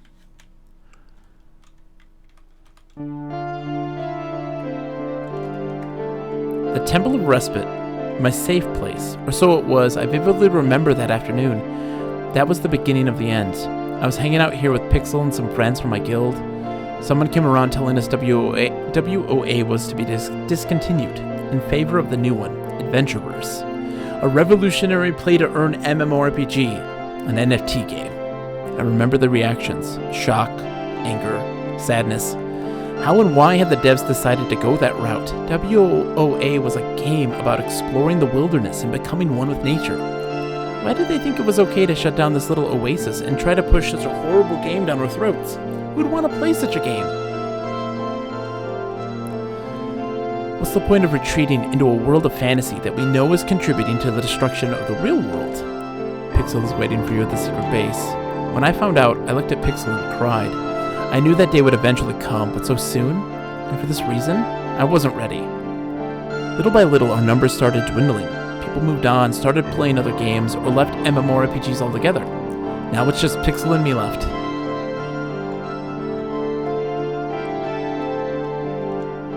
Okay. There's two ways. I can go this way. Mako's Jungle. I was so confused the first time I set foot into Mako's Jungle. This is a place deliberately created to confuse you. Low visibility, dangerous monsters, but rare item drops.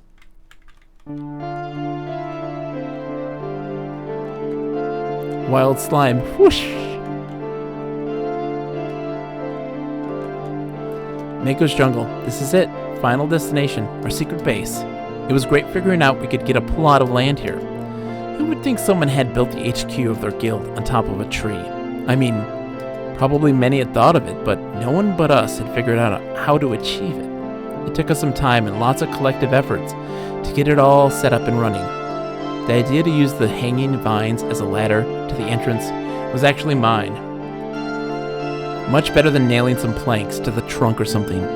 Also, climbing them is actually quite fun. I should get going. Pixel's probably waiting. Right phrase? Oh, it's very ambient. I love it. So we gotta climb vines? Oh, okay. Whoa. Secret base. It truly feels very empty, doesn't it? We used to have more couches, furniture, a magical fire we'd sit around to tell stories. All of it gone when people deactivated their accounts. Now it's just my dragon fruit plant, my cozy couch, my bed, and Pixel's bed and cat tree.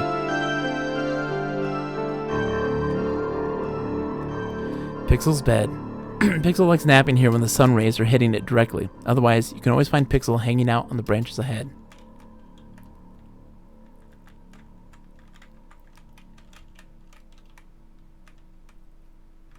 Okay.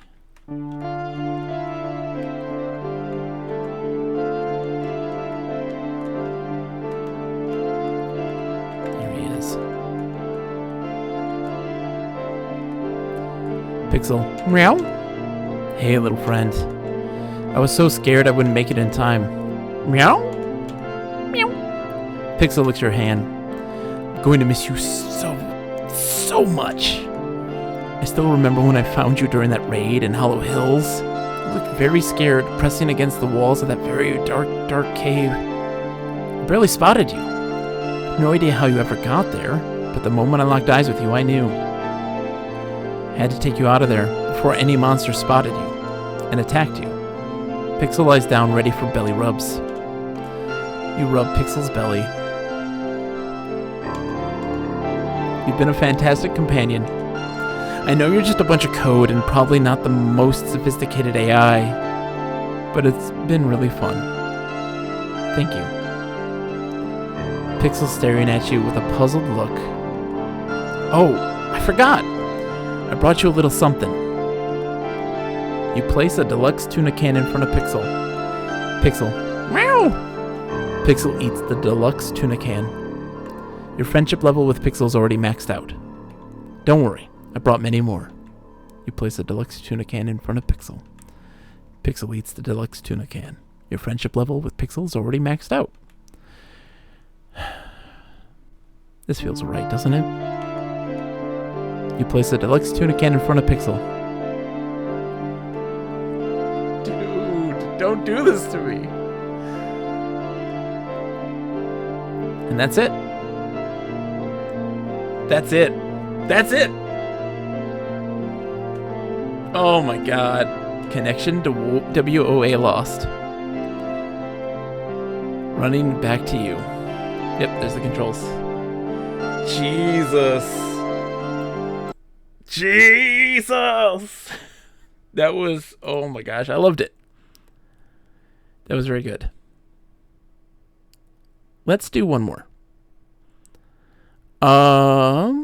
Let's see. Let's run this one. Marissa is now idle. That's the other one that I have. I don't know how good it is. I don't know much about it. But let's try it. Let's see how it goes. Oh, come on. Run anyway.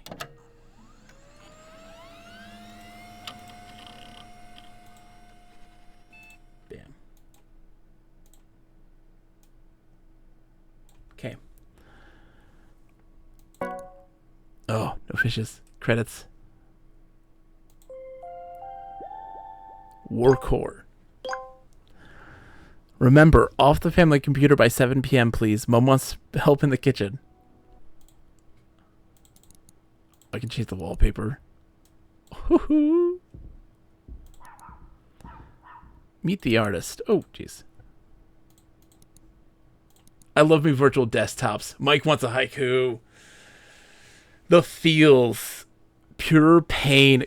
Katakon Rose, listen, this is one of the beauties of games, and let's take a second to deconstruct this first. Just a second. One of the beauties of games, and this is one of the things that I very much stress when I stream in general. This is why I stream, is for the pure unadulterated reason of I love connection with games. So I play games, I've been playing them now for over 35 years. And why I play them is because I enjoy connecting with software, but I also enjoy connecting with people. I was very much a social gamer when I was a kid, a product of the arcades, and playing on the couch with friends, and stuff like, my good friend Joe, he was the Sega Saturn. I was a big Saturn fan, right? I had Enemy Zero. Scared the living crap out of me. But he wasn't very good at video games, except for that one. And just watching him play and connecting in that way, magical. Why I stream, talking to folks, getting perspective on games, enthusing, listening to people enthuse about stuff that they love. That's the best feeling ever. That's the best feeling ever. One that I don't ever want to go away. And it's a dying perspective with video games. People want seclusion. They want to cut themselves off from emotions, from connection, these sorts of things. They play games to actually not connect. The exact opposite of these things. And that is very much goes against exactly how I feel about what makes games special, what makes them interesting, what makes them worth your time. Praise says, I love your energy, Bogus. I got to finish up work, man. Always happy to hang with you, buddy. Praise, it is always a pleasure. We have to play something together, Praise. We must. We have to talk about it. We'll get it figured out. I promise. Even if it's like a game fight night, a video game fight night. Absolutely. I got to give you a. Is the time running on this? The time is not running in the game, so that's good. Let's get Mike a haiku, shall we?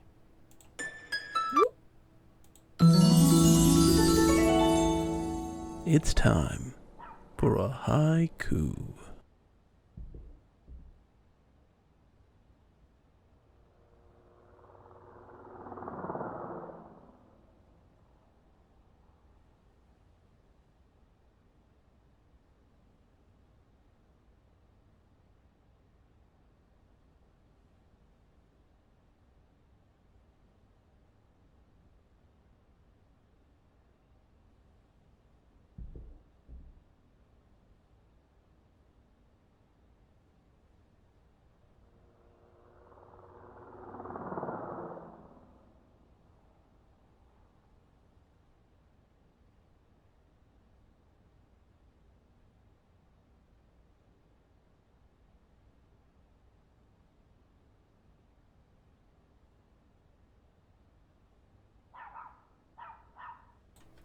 A moment of peace before the black screen ending.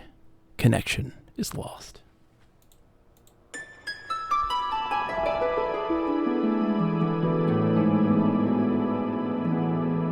This has been a haiku.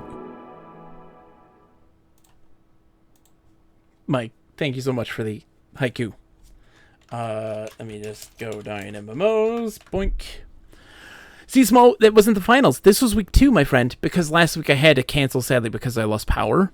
So, yeah, no, this is week 2. Week 2 went great. See, Small, Ryu didn't have a great week, though. He went 1-2 for this week's competition.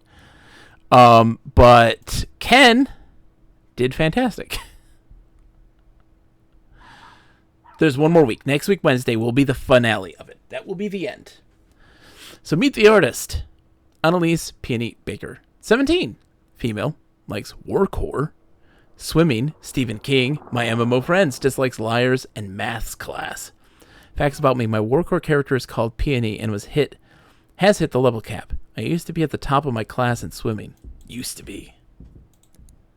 For Marissa, aww. Toggle the CRT filter. Let's keep the CRT filter on. Warning, servers will be permanently going down on July 18th, 2003 at 6 p.m. GMT. Please visit warcore.com for more info. Katakana says, I'm betting against Ken every round he's in next week if I come around. Hey, go for it. I say go for it. Peony, I had heard a couple of days before, but this was my first time logging on since they announced Warcore was shutting down. When I connected, my character was sitting on the bench in the center of Torrend where we logged out. My friend Marissa was sitting on the bench over her character, looking expressionlessly out at the sun. We sat in silence for a second before she spoke. Her voice came out through my headphones. Yo, what's up? Hey, Marissa joined the channel. Hello, Marissa. How have you been? Pretty good. I ran Scathax Fort earlier, but didn't get anything good. You did a dungeon today? Hey, Marissa, listen. It's still really weird to think the game is shutting down. I'm going to miss playing with you. Are you, like, okay? How are you really doing? 1 hour server maintenance. Yeah, it's going down. I'm doing okay. It's kind of a shock, you know? I guess I didn't keep up with the numbers. But it definitely didn't feel like the game did badly. I get you. I don't really understand why they're shutting down. It is what it is, I guess. I've been mostly trying not to think about it too much. We should talk about it. Talk about it like how? Do you know why Warcore is going down? No, I mean like how you're feeling about it. It's a big deal. I'm just a little worried about you is all. You don't need to do that. Really, Peony, I'm fine. That's good. I'm glad. Is there a chance that maybe you are not fine? No, I'm not fine. That sucks. I wish I had more time. There's some things that I had been wanting to tell you. Building up the courage. Peony. Disconnected from the server. There was an error communicating with the server. Oh, it ended. Fuck. Okay. Okay. Whoa. Okay, let's try that again. I like this. I like this. Yep, everything's shutting down. Do I have time? Is the real question. Yep. Ran the fort. We saw this already. I'm going to miss playing with you. You're going to miss me? I guess that makes sense since I'm going to miss you too. Nerd. I'm being serious. Yeah, I am too, I guess. It's just sudden, you know? I get that. It's just... Have you ever thought... Sarah says I called in sick today, by the way, to be here. Where my guild at? About what? About talking outside of the game. Yeah, I think about it a lot. How would you say you feel about it? Bad, mostly? Or no, that's not it. Guilty. Marissa. Guess you think about it too. You're just too polite to say so. It's just not something that I can do. Is that still true, even now? Yeah. I'm sorry, Peony. You don't have anything to apologize for. If that's something that you're not cool with, then that's how it is. I have no right to ask you to change that. Yeah, listen. I'm not saying it isn't painful. Oh! Fuck. Every time. Let's try it again. Let's try it again. We gotta get some closure. Yeah. Yeah, what's up? How you been? Pretty good. Yep. Ran the dungeon. It's totally weird to think the game's shutting down. Yeah. Sort of trying not to think about it. Oh, I'm sorry. No, you're good. I guess it's only been a couple years. I always kind of assumed we'd have more time, you know? It's just... There were those robes you were rolling for. You hoping for one more secret? One more secret. You know. I guess, yeah, I was. Or like... Party at C4! Join, please! There was that door in Wormwood Copse that nobody could open. I figured they would at least show us what was behind there. They were still working on it when the game was shut down, I guess. Yeah, maybe. Maybe they didn't even have plans for it. It would have been cool, though. Do you remember when somebody found the secret chest? In Sludgehaven? I do. The dungeon was so annoying, but it was worth it. Hell yes, it was so worth it. That was the best day in this game. Running Sludgehaven for the 20th time? No, I mean, seeing you log in and being able to say, hey, come check this shit out. Fuck. We'll do a couple more runs. We might go the whole way. I mean, it's not that many, right? Yep, doing great. Ran the dungeon. How are you really doing? How are you really doing? can understand that. I guess World of Warcraft is coming out soon. I could play that. Yeah, that's an option. Are you going to? Probably not. Oh. I like this game a lot, but it's like, I never played Warcraft? What do I care about any of that stuff? That's fair, I guess. You ever thought about EverQuest? Jesus, Marissa. EverQuest? You can be a frog guy in that one. Okay, that does sound pretty cool. It is cool, Peony Everglim. You should be playing EverQuest. What are you doing? Don't be playing that Warcraft nonsense. Play some EverQuest. Didn't you play EverQuest before? I did. For a while. I deleted my account. But it wouldn't be so bad to start again, maybe. This is definitely a case of you doing you, but I cannot even begin to imagine starting one of these games over. So much time put in. Impossible. Yeah. I don't even know, really. Maybe I would open it up. Fuck. Okay.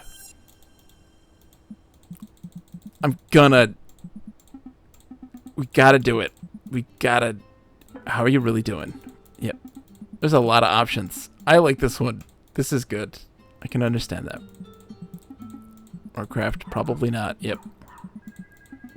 Fairy could do EverQuest. You should. Is it important to you to find another game? Yeah, I guess. Marissa has to ride again. Or maybe I can use a different name. But it feels weird. If I don't have her... I get it. You do? I try not to talk about it very much because I don't think anybody would... She's important to you. There's no problem with that. Hey, Peony, tell me. What do you think about Marissa the Witch? I like Marissa. I'm glad. It might sound stupid, but it really means a lot to hear that from you.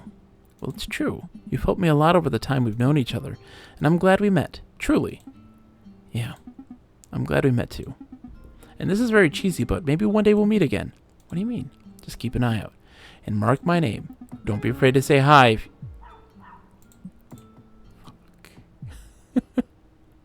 Godon Freeman is my dad. Retrying. Oh, it hurts. It hurts. We're so close. I don't think we're ever going to get a good ending here. Like, look out for my name. How you really doing? We should talk about it. Yeah, doing fine. Chance that maybe you're not fine? No, I'm fine too. Well, that's good. Just two girls who are both fine. Yeah, I agree. That is good. Can we just, like, chill here for a second? I don't want the end of this to just be me trying to think of something to say. That's fine. Gonna miss this game, same. It's been real. Hey, do you two want to raid? I'm down. Okay, one sec. Thanks, Peony. For everything. Okay, ready?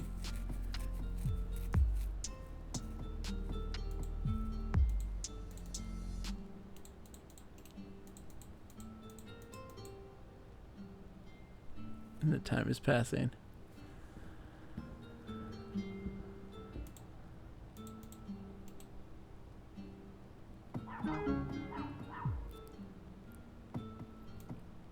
And that's it. Let's see what we get. Let's get more. Let's get some more. And then we'll spin the wheel after this for something else.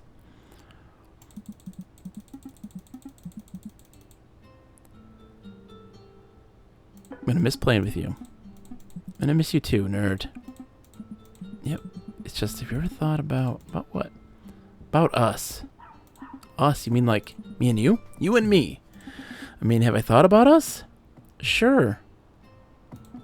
We talk a lot, and I definitely like that. I just, before I say anything else and completely embarrass myself, can you just tell me exactly what you're trying to say? Marissa, you're cute. Hey, I mean, thanks. But I'm being serious. I am too. The two of us being together. Like as an item. An item? Peony, Jesus, us. Huh, it's not really great timing. You know, just because we're out of time doesn't necessarily make it bad timing. Maybe it does. I've been into you for a while and only just now been able to say it. Now I want to hear what you think. You don't have to spare my feelings. It's tough to not consider your feelings. It's like, it's a wonderful dream. What do you mean? We're standing on a grassy hill under... One more time. One more time. One more time. We gotta do it one more time. One more time. I'm so on the cusp. Gonna miss playing with you. Yes. About us. Yes, we talk a lot. Yes, yes, yes, yes, yes. The two of us being together.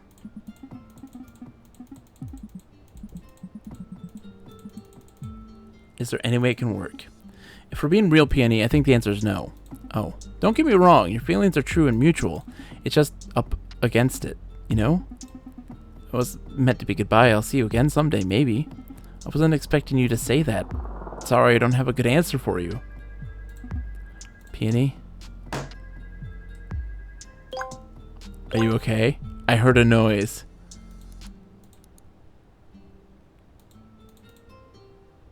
Oh, it hurts. It hurts.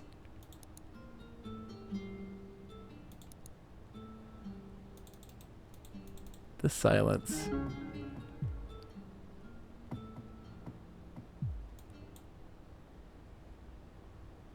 We have a couple more options. We can finish this up real quick. We can do this. We can do this. It was weird, the game shutting down. You'll never be able to spend all your gold. True. I walked around a little while ago spending a lot of it, though. What'd you buy? Mostly a bunch of worthless shit. Potions, spell charms, big pieces of meat on bones. I felt like I should get them a going away present, you know? I bet you're the only person in the game saying goodbye to the NPCs. I would be saying goodbye to the NPCs. Thank you very much. Yeah, maybe. I don't know if that really matters. It just felt like something I should do. I'm just a little worried. It seems like you're not taking this well. Or maybe you're just being sentimental. I don't know if I've ever seen you like that. Peony, I'm going to be real with you. I logged in today to say goodbye. I can shoot the shit and reminisce a little bit, but I mostly want to sit here looking at the sky. Is that cool with you?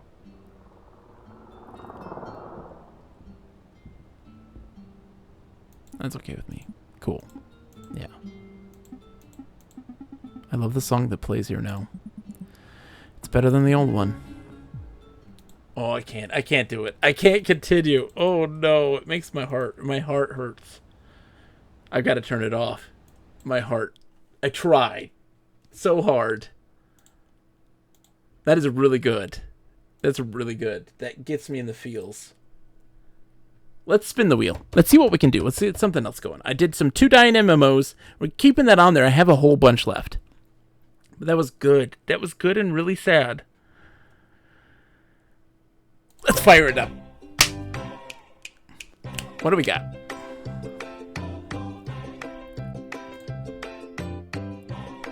I want typing. Lip says spin the wheel. Let's spin the wheel. What do we got? What do we got?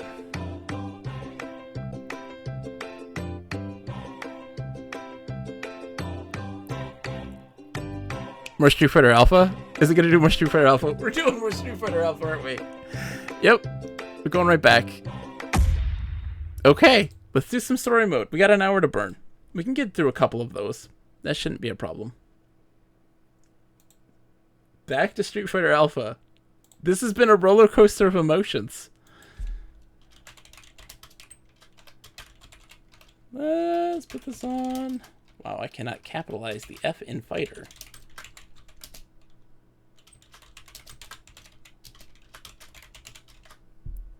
There we go. Bam, bam. Bam, bam. Bam, bam. Bam, bam. Bing. Boom. Boom. Mike, did you play that one? Marissa was idle. Which ones had you played, Mike? Is there any others that you would suggest? I got a bunch of them downloaded and stuff like that, so we'll see. Oh, let me put this on full screen. Sorry.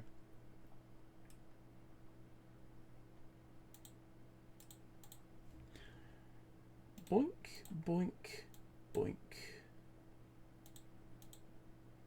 Boink. There we go. We're back. All right, let's watch me fumble hideously at this game as we continue story mode. We did like 4 of the 10, I think. Right? Last one we did I think was Guy.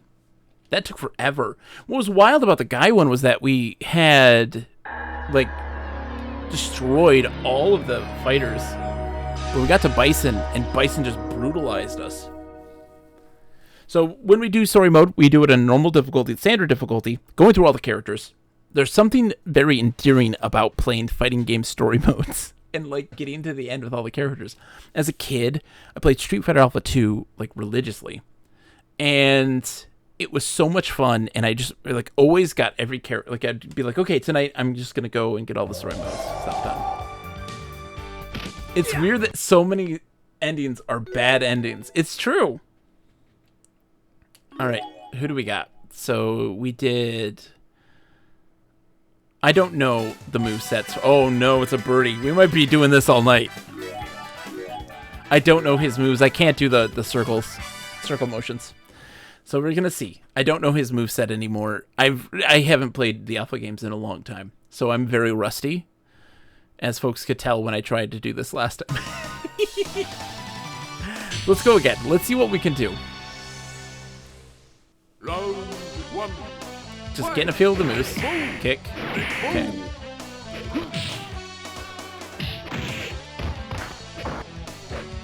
And just get my moves.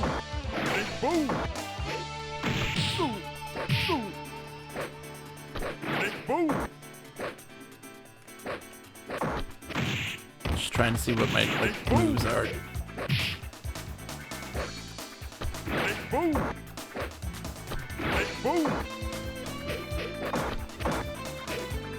What are any of these moves? Is he charge? I didn't think he was charged, but I'm having a hard time with this. I have giant fat fingers, and I have to play on a pad here, so like charge is really hard for me because of my giant fat fingers. It might be.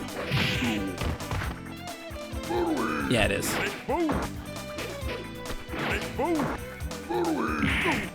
Woohoo!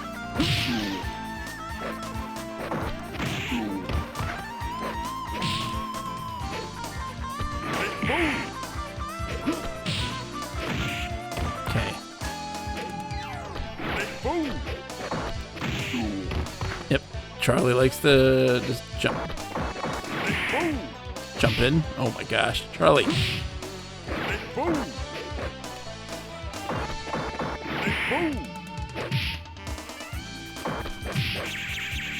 Oh, trouble. This is a bad start. This is a bad idea. Let's look up the moves. What are my moves?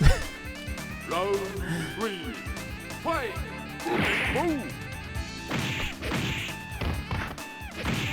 Come on.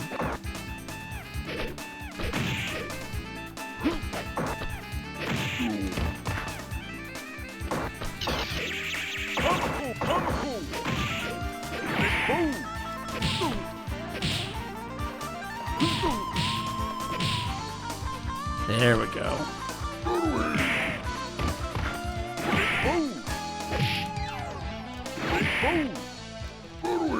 There we go. I would have thought I'd like charge characters, but Vega was the one that really stuck with me. I did okay with Gal for a bit too. Charge is always such a weird feeling for me. It's so weird. I'm always a kind of a Shoto kind of guy. Show some respect and maybe you keep breathing, he says. For me, it's always I really enjoy like the weird characters like Dan and stuff like this. I love Dan. I love the doofs. You know I love the doofs. For folks that don't know, I love the doofs. The characters that are just dumb and nobody likes. They're my guy.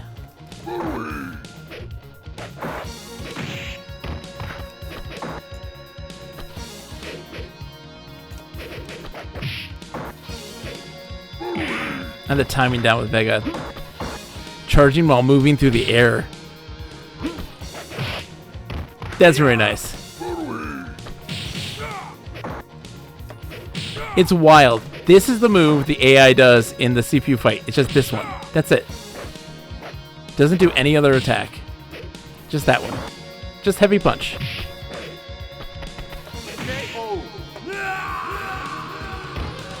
But that's the thing also, look, yeah, there's major timing there for these characters, like for the charge and stuff. And also like ducking, you know, and ducking and charging that way.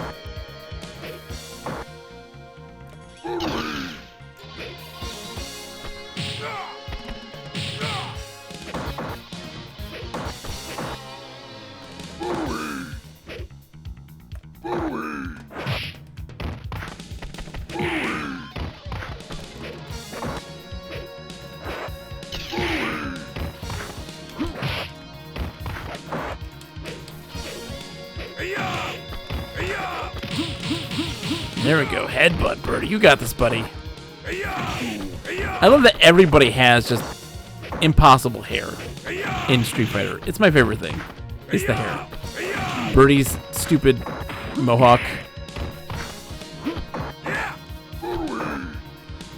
Guile's ridiculous hair.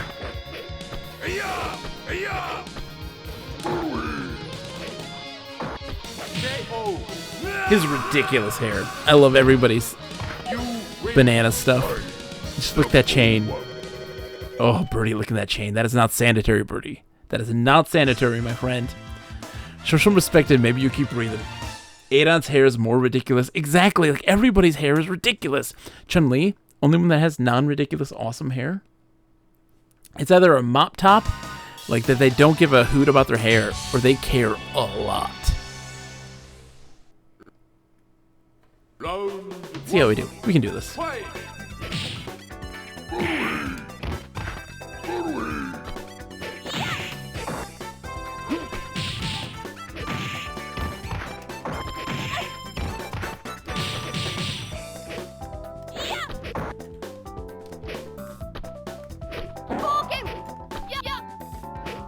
Come on. Can't do it. Oh, I ate it. I ate it.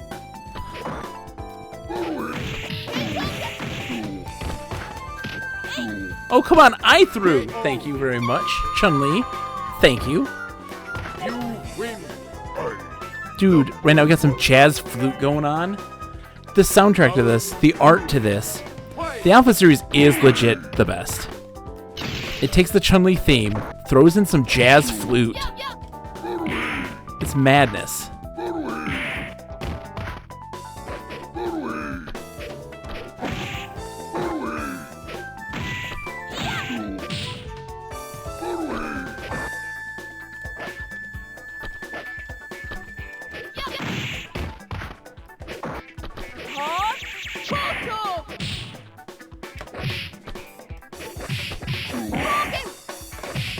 Oh my gosh. Stop it, Chun-Li.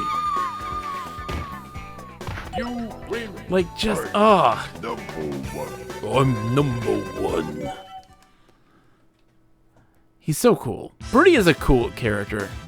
He looks ridiculous, but I love him so much. He's very much Mr. T, right? Like, he's like a bouncer, and Mr. T was a bouncer before he was famous, and you get that vibe. The gold chain, just the look. Round one, fight!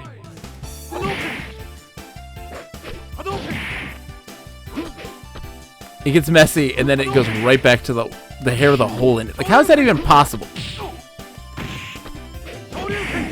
Let's get real. He has a hole in it. Oh, he's just going to town on my nuts. Really? Ken, knock it off, buddy. Oh no. Ken! He's the best. He's the best around. Nothing's ever gonna keep me down.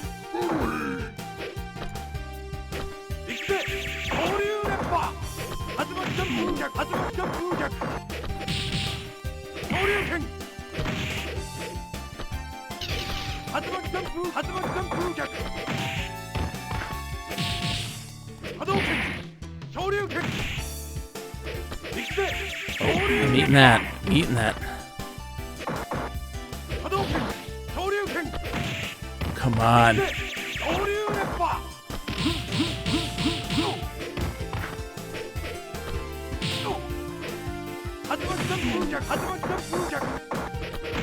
There. Woo. Woo. You win. He combs it with a knife. He's just a weirdo. He's just a weirdo.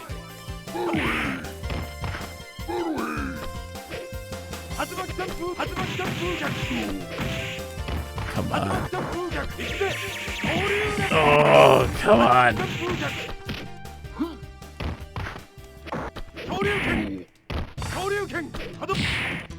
shut it, Ken. Hadouken!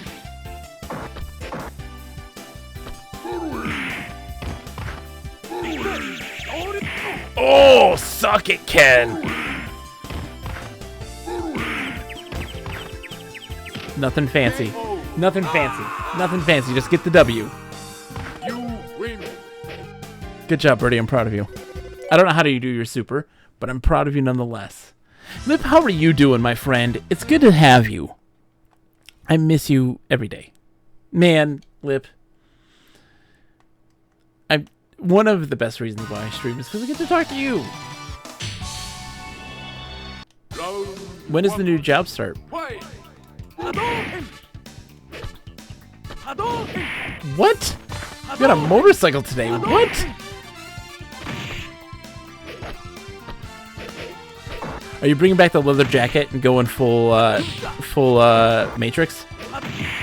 New job starts on the 29th. Hadouken! What does a Nomus think of the motorcycle? Is she pro motorcycle or anti motorcycle?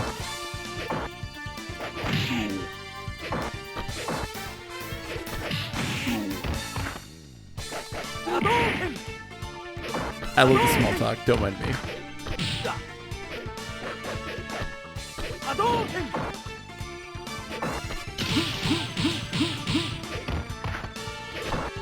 Hadouken! Shoryuken! Oh, come on. Hadouken! KO! Whew. That was close. You win. Motorcycle. Oh, dude, the hair. Look at it live. Round We don't see him in a win animation ever, so, you know, that's a first. Hadouken!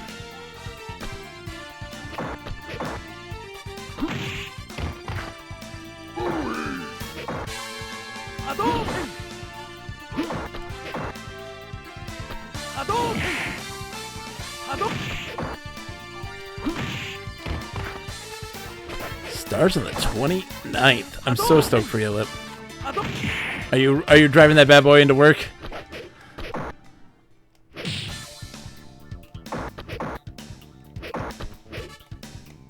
Come on, dude. Ryu, what are you doing, buddy? You're throwing me. I get it. Shoryuken!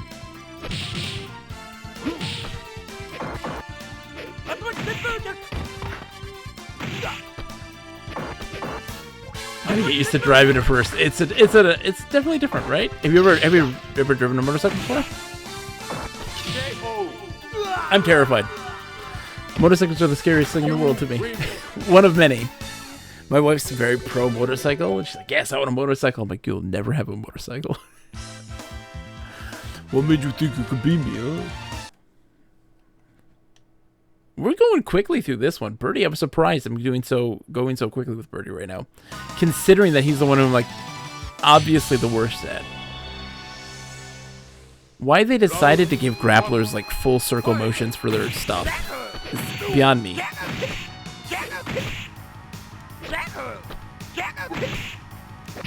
Come on, man.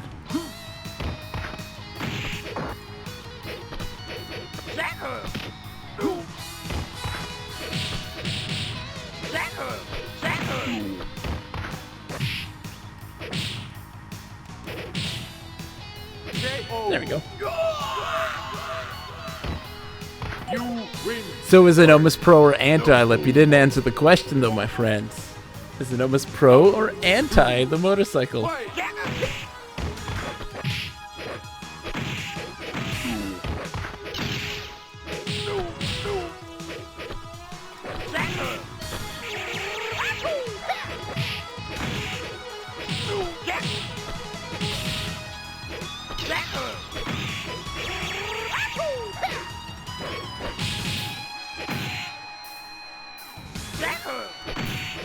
KO! Dude, Adon doesn't ever stand a chance there.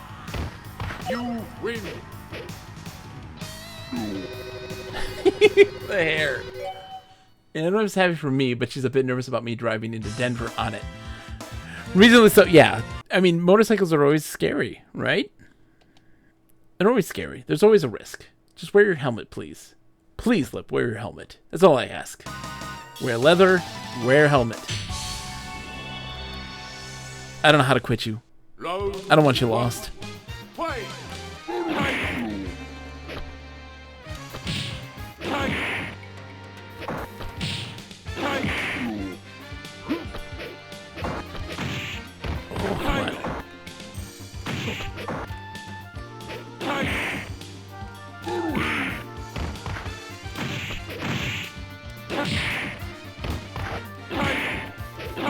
What? Tiger Roll. Come on.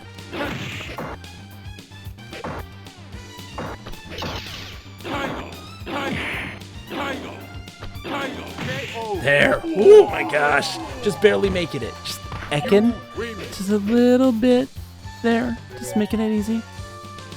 Round 2. Fight.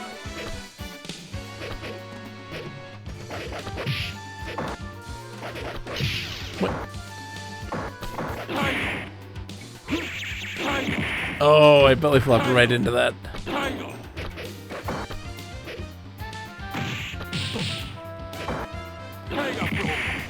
Come on, Birdie, you can do this, buddy.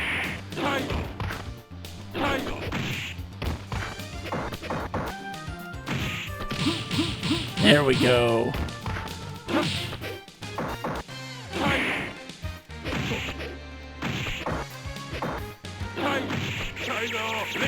Oh no, so close. That's okay. We can take an L in that one. We can lose a round. We can lose a round. Round 3. Fight.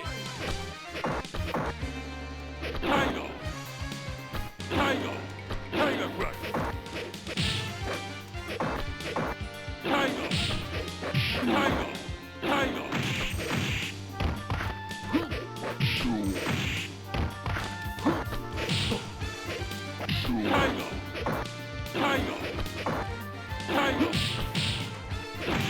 There we go. Come on, Birdie. There we go, Birdie. That's what I'm talking about, dude. You got this, Birdie. I believe in you. Haven't had to use a continue yet. Knock on wood. If I'm fighting Bison, I'm totally screwed. Who does Birdie fight? I think he fights Bison. Yeah, he fights Bison, doesn't he? Oh, great. Here we go. Good luck, me. We're going to be here for another 15, 20 minutes.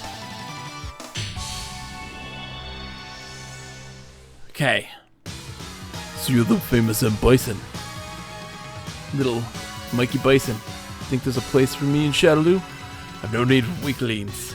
And if I maybe beat you? Perhaps. That's great. Look, we're just trying to get Birdie a job. That's why he's doing this fight.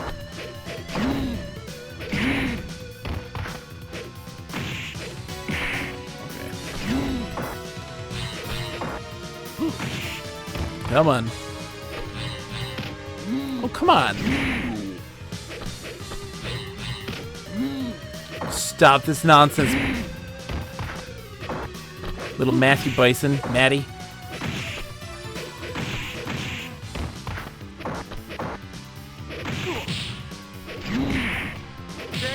Oh, come on. This is going to be the worst. We're going to be here for hours. Trying to beat Bison with Birdie. Round 2. Fight.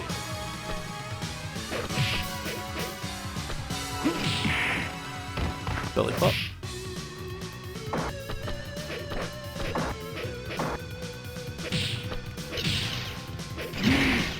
Come on. Suck it, Bison.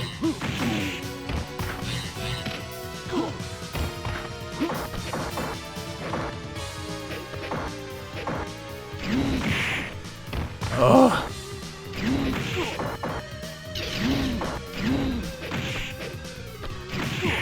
Come on. No. No! Son of a... Oh, God. Damn it, Bison. Okay. You were almost entertaining. Thanks, Bison. Okay. Let's change the colors. We gotta go back and forth. We gotta change the colors. Oh, for the sickly green Birdie. He's ashy. He needs to moisturize. It's cold, right? You need to moisturize in this cold. Your skin gets dry really easily. Round 1. Fight.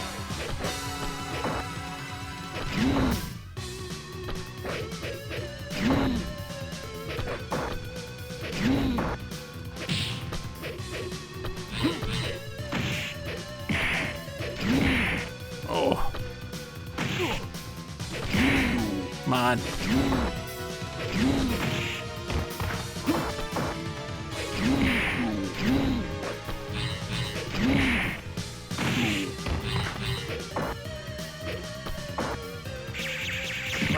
Oh, I ate the Psycho Crusher. Not a good start. Eat that Psycho. The Psycho Crusher does so much damage. That super, it's insane, and he loves to use it too. 2, fight!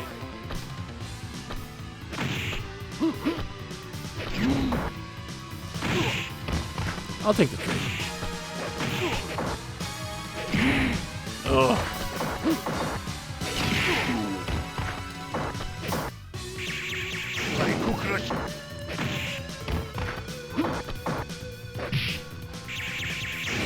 Oh, I'm so close to getting hit by those Psycho Crushers. Oh my gosh. Come on, Birdie. Get lucky, buddy. You win! We're up all night for good fun. Up all night to get lucky. Round 3, fight! That's me singing my best singing voice right there. Come on. Come on.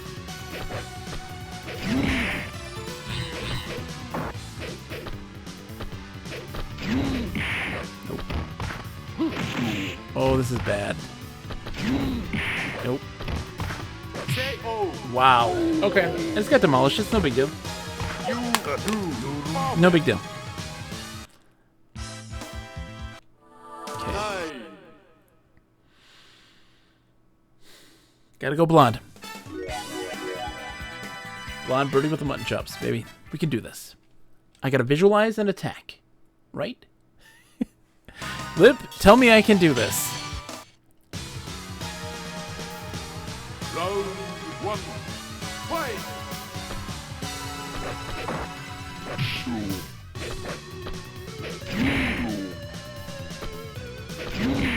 Oh, come on.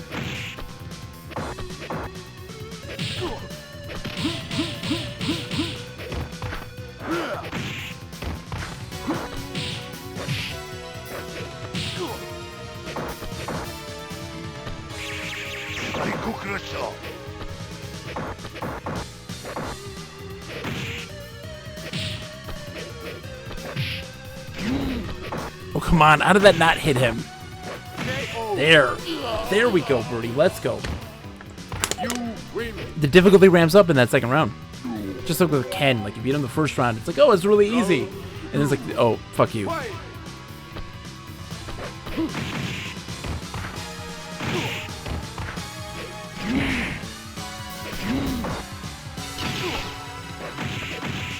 There we go. Suck it, Bison.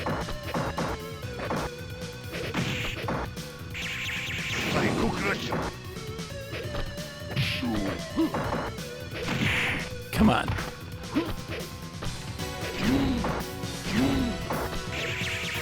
No, ate the Psycho Crusher. KO! Yes! Easy peasy lemon squeezy. Only 2 losses there. You win! We nailed it. We nailed it. GG Birdie. GG Birdie. You did a great job, buddy. I'm really proud of you.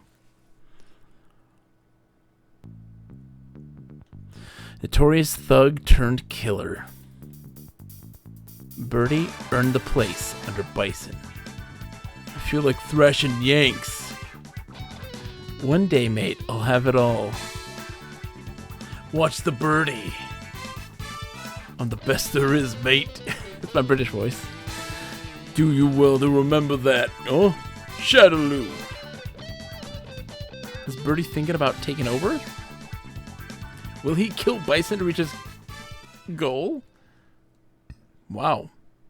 He got a good ending. Birdie got a good ending. The bad guys get good endings, at least, right?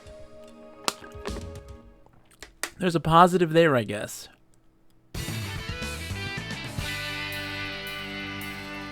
I didn't save the stats. I should save them. You're supposed to save them to the memory card at the end of everything. I did not, sadly.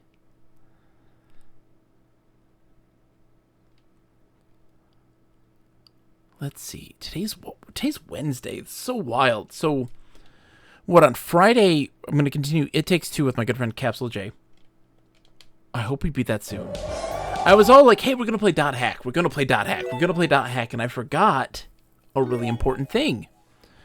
I still have to play Animorphs on the Game Boy Color because of the bet loss. I still have to play Animorphs on the Game Boy Color because I lost a bet.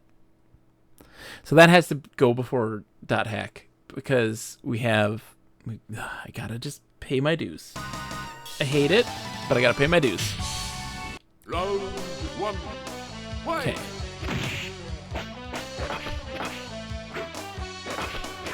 Just getting my moves here, buddy.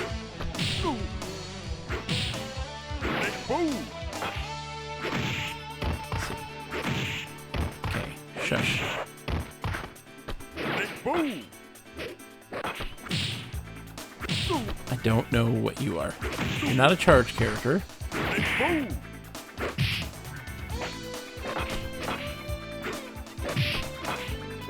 Trying to remember what Sodom's moves are. Oh.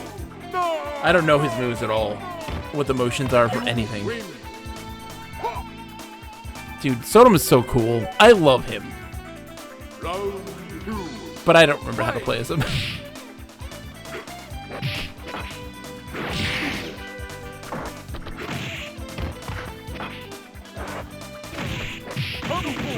Oh. Come on, man. Boom.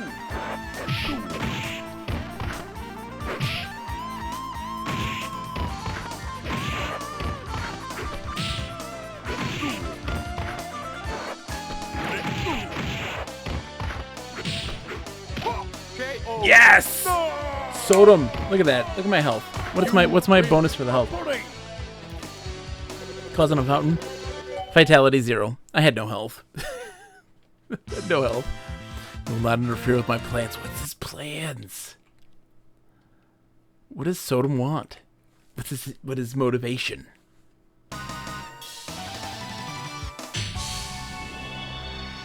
Round 1. I feel like what they decided to do with Street Fighter Alpha is like to do the Empire Strikes Back situation.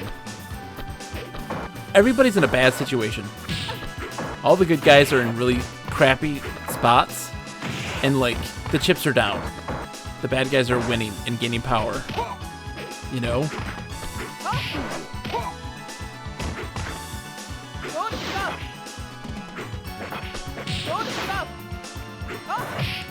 not charge. I don't know if you can live, but what are the move lists for him? KO. What does he do? You win. A body. Round 2. Hey! Fight.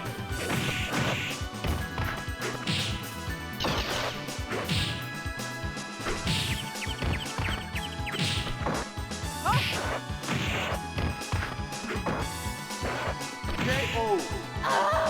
Curious. What is Sodom's move list? A body.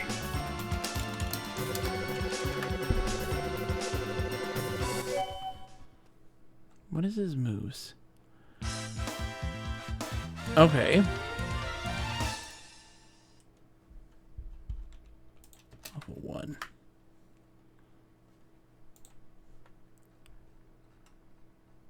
Let's see.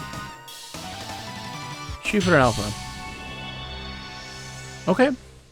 Round 1. Fight. Okay.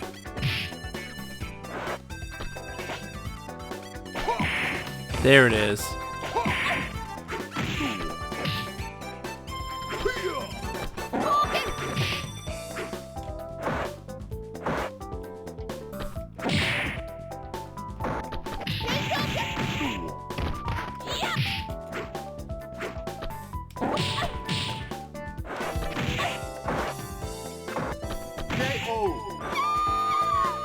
It's not exactly like Win. the characters, like you. It's one of those instances, right? You have those memorable characters. You got Ken, you got Ryu, you got Chun-Li, right? And those are the only like returning, and Bison, of course, and Sagat. There's Sagat. Those are the only returning ones from Street Fighter 2, right? So you have this situation.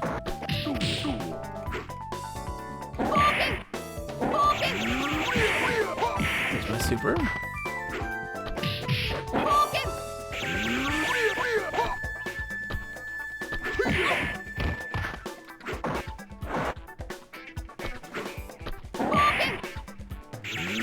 Oh, bad timing.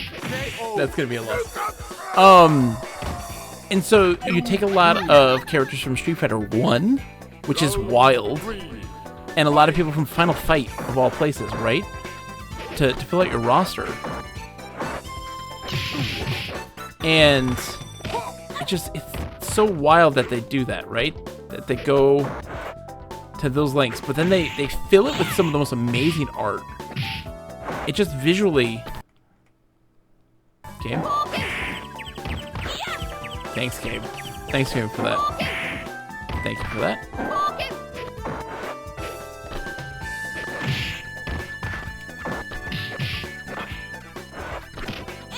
Oof.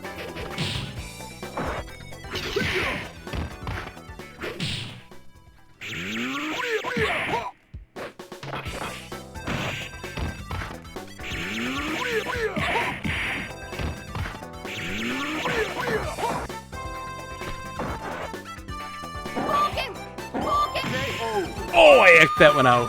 Sodom is right now just making me scared and tense the whole time. The art is just so fantastic. The music is so fantastic. The character design is crazy on point. Like, I mean, I guess it's them being in that situation of coming up against like SNK fighters being such really striking visual games. Some of the characters are also just so odd. Sodom, for example, makes me think of a Street Hockey Samurai, and it makes us from the U.S. By the way, he's from the States. He's from the States. It must be stated. He is an American ninja, American samurai, whatever.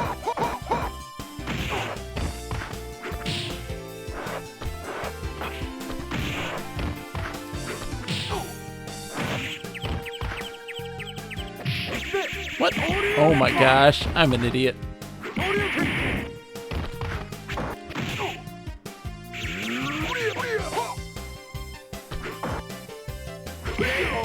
go. Suck it, Ken.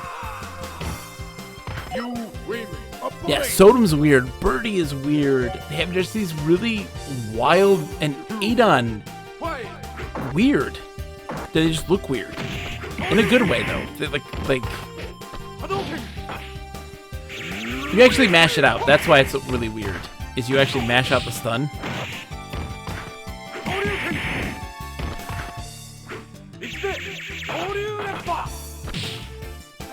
I tried to do my super.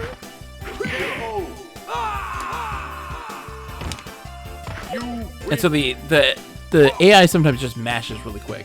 They're just really good at mashing as fast as possible to get out of it. What is Sodom? Maybe you should work for me. So he's going to go take down Bison and try to be the next Bison. The next drug lord. Because Bison is a drug dealer. What drugs? You never know.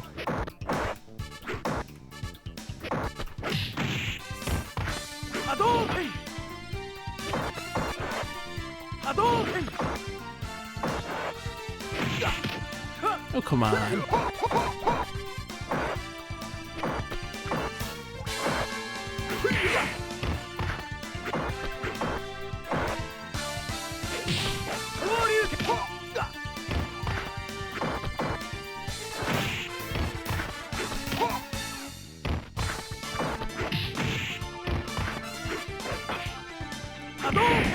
Oh, come on, Ryu.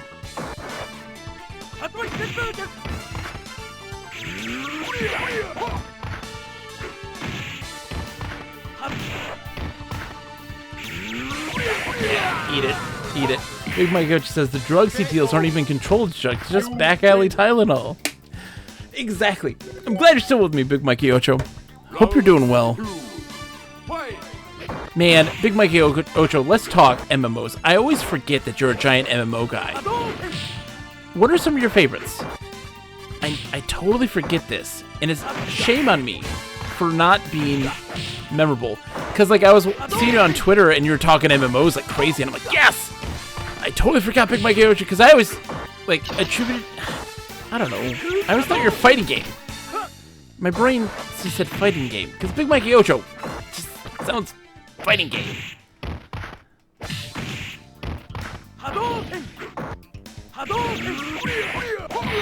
Suck it, Ryu. KO.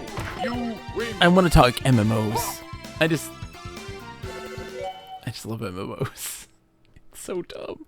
But I'm bad at them, too. Like, I'm bad at MMOs. But I love them so much. Like, I need a person to carry me. But I love that journey that we go on. I'm the Samwise Gamgee, right? I'm not good at fighting. One. I'm the pack mule who just shares the load, right? Potatoes. Boil them, mash them, stick them in a stew. KO. Adon didn't block. That's me in MMOs. Like, I'm the guy who... I'm the watcher. I'm the dude who looks out. I'm the guy who explores. I'm the guy who just dabbles. I put my finger in every little pie I possibly can. And that's why I find stupid things that you can't normally... that a lot of people don't normally see. Because I have to dabble. I have to meddle with things. When playing OG EverQuest, finding the undocumented quest. I'm sure it was somebody has done it before, but like, You win. well, Big Mike Ocho, you proved the point that I always talk about, which is a thing that I think that a lot of MMO designers don't take into account. They always are like, how do we get those solo players to engage in the multiplayer portions of things? How do we get them to the raids? How do we get them into guilds? How do we get them into raids? And they're always trying to tackle this topic. There's a GDC One. talk from this big MMO consultant, and it's about that topic specifically. And it bothers me to no end. Because I'm like, solo playing is not a bad thing. And what you do to engage solo players isn't find ways to get them to engage, have active participation in the social aspects of MMOs. You let them have the passive engagement. You're the guy who loves to go to the coffee shop and just chill, right?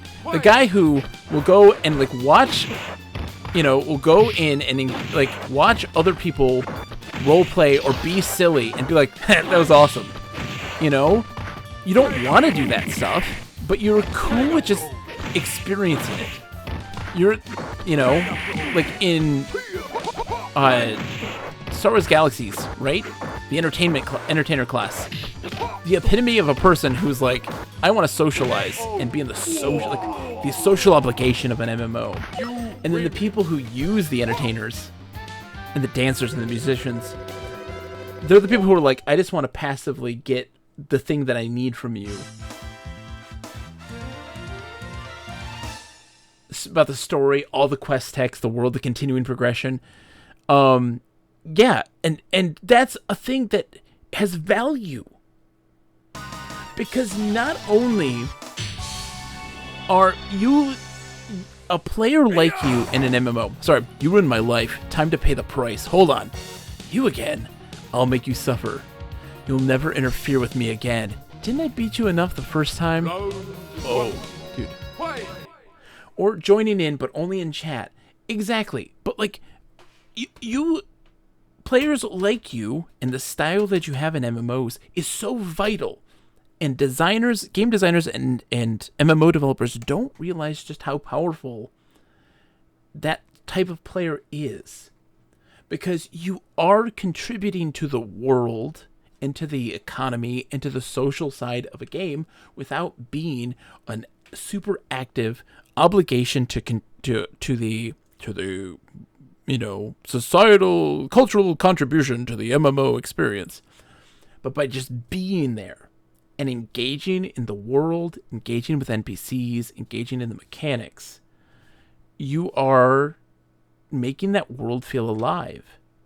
You know, if the city of New York comprised itself entirely of just businessmen and the people who are making big decisions and affecting how the world behaves, it's a very small city.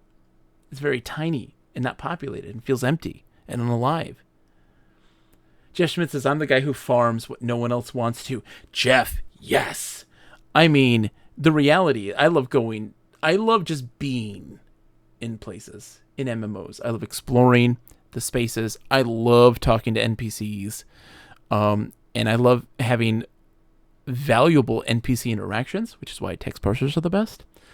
Catacon Rose says, I'm a weird in between of solo and social. I like playing solo, but I love messing with markets and trading to the point of my personal guilds are usually called trading companies. See,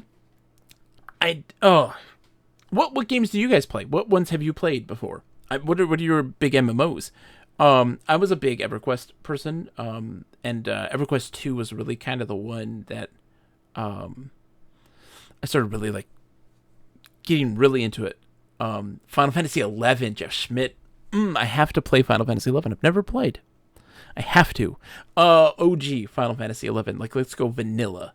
You know, I'm a vanilla guy because one of the things that I have always stressed about, one of the downsides of MMOs is how they change.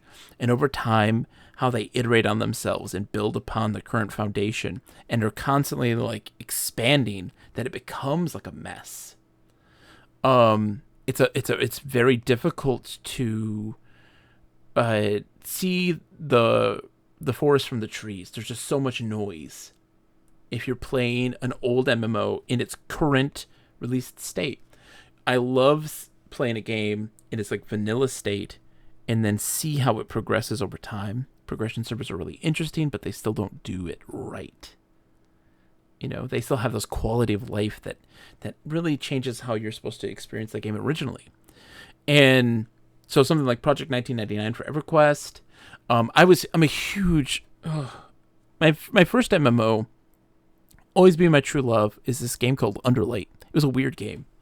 Sorry, let's beat Guy. I see, now this is my chatty part. This is I'm torn. I'm like, I should just finish the Guy fight, but I'm like, I have to talk MMOs. Blueburst. Catacomb Rose. I was a giant anti-Phantasy Star Online person for a very long time because it wasn't the traditional JRPG experience. And then my friends sitting in their basement in like 2005 on the original Xbox playing 4-player split screen Phantasy Star Online was like some of the most fun I had. And I was like, okay, you know, I'm totally wrong in my prejudice towards the game. And then like getting into Blueburst, and I got into Blueburst. Holy crap, did I get into Blueburst. I loved it so much. It was so good. I didn't go into episode 2, which I should at some point. I got to play that at some point. I also really love Phantasy Star Online episode 3 card battle. And I want to get Dolphin going to do a Phantasy Star Online episode 3 card battle tournament. I want to do that really bad. Get Dolphin working. Get the tournament going there. That'd be so much fun. You give me your memory card file, we upload it and play. You've never played it? Catacon Rose? Oh. It's so good. It's so crazy. A lot of people didn't like it because it's not Phantasy Star Online. But I was like, it's everything I want more. It is such great strategy. And, ooh, okay. Let's talk about virtual card games then. Let's take a complete another change there. What was you playing? Dude, I mean, like, Pokemon, on the Pokemon card game on Game Boy Color is super fun. I've been playing the SNK versus Capcom one, card battle for the Millennium or whatever it is on the Pocket Color. Really fun. You literally fight the creator of Resident Evil.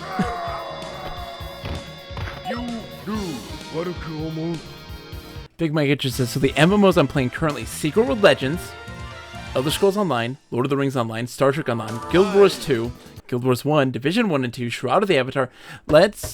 Okay, I played WoW, but dropped it for good. Dabbled in a ton of others like Closers, Genshin, DDO, Neverwinter, Book of Travels.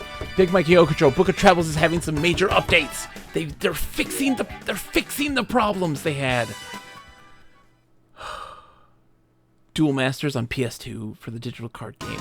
GBA, Digimon the card. Oh man, dude, Catacomb Rose, you would lose your, you'd lose your face on Episode 3 card battle, because it's a card game.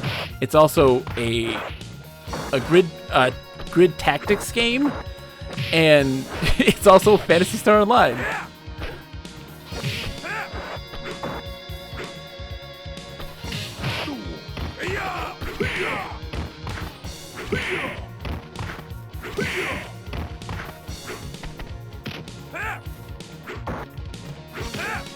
Oh, come on, guy.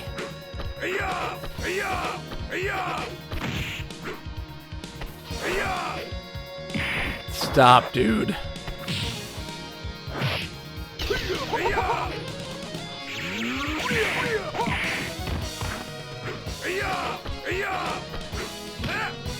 Come on, guy.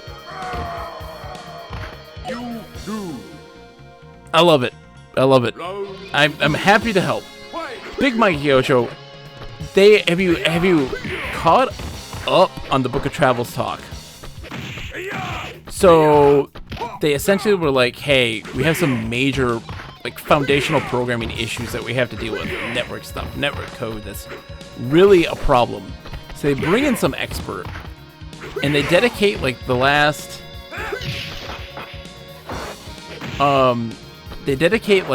like 4 months. Well, I guess since like February they said. So it's been a long time. Yeah, 6 months. To fixing that stuff, and they're now getting back into like content creation for it.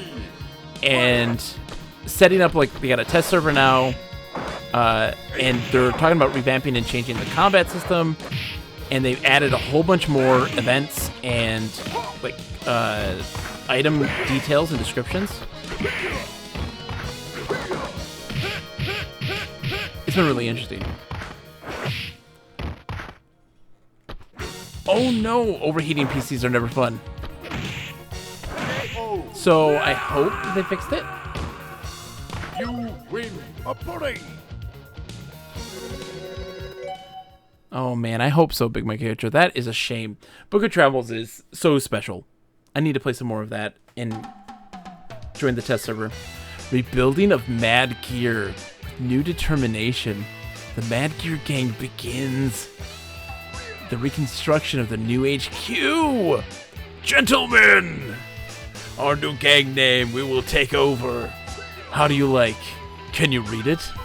What does it say? Chat, what does it say? Someone hopes that the name will spread fear all over the world. That's so stupid. What does it say? What did that say? What is the name of his gang? Sodom, new gang name, Alpha 1.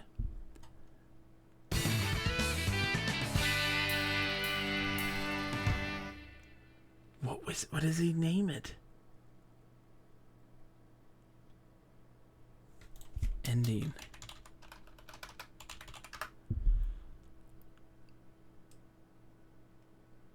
Let's see. Okay, let's look at the wiki. Story and Street Fighter Alpha 1. Final Fight series. Okay, Final Fantasy, yes. Street Fighter Alpha 2. What? You don't have his Street Fighter Alpha 1? Ending? You talk about 2.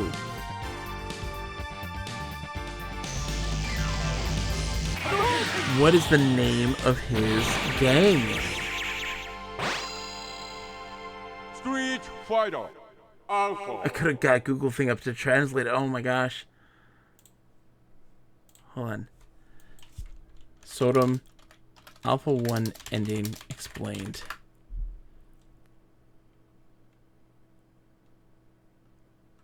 No, they're like Alpha 2. Alpha 3's ending. Nothing. Nobody is like, oh, this is what that meant. I gotta know. That's gonna drive me nuts. That's gonna drive me nuts. Alright, that's a good point to end, but let's have a little chat first. Let's turn off the game. I'll have a little chat, BL, because we're talking. We're talking games. And this is what I do, because I'm a crazy person. So, I just hit myself in the nuts. With my game controller. Okay. God damn it. I hit myself in the nuts with my game controller. Why? I don't know. So, man, Big Mike Ocho, I love that you're just like, I go into all MMOs. Let's just do it all. I'm very curious what your thoughts are on Shroud of the Avatar, and did you hear about Richard Garriott's new MMO that is a play-to-earn NFT nonsense? Oh, beats. How's it going, Wilco? It's good to see you, my friend. Welcome back. I'm sad that I Shroud of the Avatar and how they monetize their land and stuff like this, like it makes sense that what they're doing. They're practically just doing NFTs in that regard, right? Selling real, like, digital land for real money. I enjoyed the mechanics of Shroud of the Avatar. I enjoyed the world, and I enjoyed exploring it. It was actually really interesting to explore, and their cities were really fun to explore. I enjoyed the mechanics of it, right? Wilco's 9 o'clock trying to get the kids to bed. Oh, dude, Wilco, it's always a struggle. I feel for you, my friend. I feel for you dearly. So like, it sucks that he's moving on to another project and it's being like, it's an NFT MMO. And I'm like, okay. Even though Shroud of the Avatar's land, how they sold it and their whole money thing was very much that. So question for you, Big Mike Ocho, when you played Shroud of the Avatar, did you ever play, how did you play the combat? Did you do the card-based combat? The deck building side of it? Which at first was like, and then I got like into it. I really dug the deck building combat system that they had, which was really weird. It was so weird, but it was really interesting. I liked it a bunch. And I enjoyed that it allowed you to engage with NPCs with a text parser if you wanted to. Because I think that's super important. Like, look, we talk about like MMOs and engaging with NPCs. And I've said this a million times and I'll say it a million times again, just because I'm sure that some people in the back have not heard this rant before. When you play an MMORPG, when you just see an NPC with an exclamation point, one, you're already breaking immersion. You're breaking immersion already. So 1 point against you there, right? You need to have to find a reason and incentive to engage with NPCs. And by putting a giant spotlight on all the ones that you can engage with, ruins the whole purpose and point of the immersion of a living world and having NPCs be more than just simply quest givers. 2, you double click on them and you get a wall of text and you accept the quest. Like, that's what it is. You look at something like, and then of course your waypoints, blah, blah, blah. You kill the things, you turn the thing in. Hooray. There's not a lot of interconnectivity in those types of quests that a lot of more modern MMOs do. And why I always point out the glories and wonders of original EverQuest, even though I don't think it's the most perfect MMO, it's a very good for what it's trying to achieve, the style of MMO that it is. Because there's a lot of different styles. They play very differently. They try to achieve very different things. But one of the things that EverQuest achieves, I think, flawlessly, is its quest structure, right? And its ability to how you engage with NPCs. You have your basic text parser. It's not complex. It's not complicated. It is H to hail them once you targeted them. And they now engage in conversation. In bracketed keywords they have, you have to do in public chat a sentence that incorporates those bracketed words into a question. And then there are quests that utilize the text parser in interesting ways, so that you have to actually remember what to type. But you're now hailing everybody. And there are a lot of times where an NPC doesn't give you a quest, but they have dialogue. And they have dialogue trees of topics and information that is important and vital to you. And sometimes they will give you information on how to engage in a quest with another character. They might give you some words or information that might key you in on what you need to say to somebody else. Sometimes just existing in the world and the NPCs moving around and talking key you in on quest keywords. Deviant's coming in with a raid. How's it going, Deviant? It's so good to see you, my friend. Dude, Deviant, are you ready for Splatoon 3?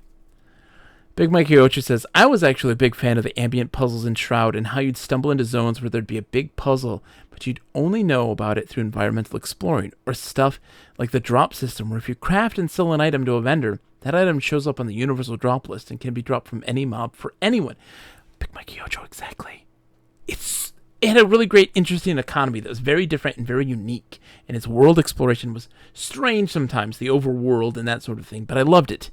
Deviant, welcome, my friend. How are you today? Welcome, Raiders. It's good to see you. Shout out to the Deviant. What are you playing tonight, my friend? Splatoon 2. I mean, look at that. Boom. Look. Splatoon 2. Deviant is a fantastic streamer. You need to follow him.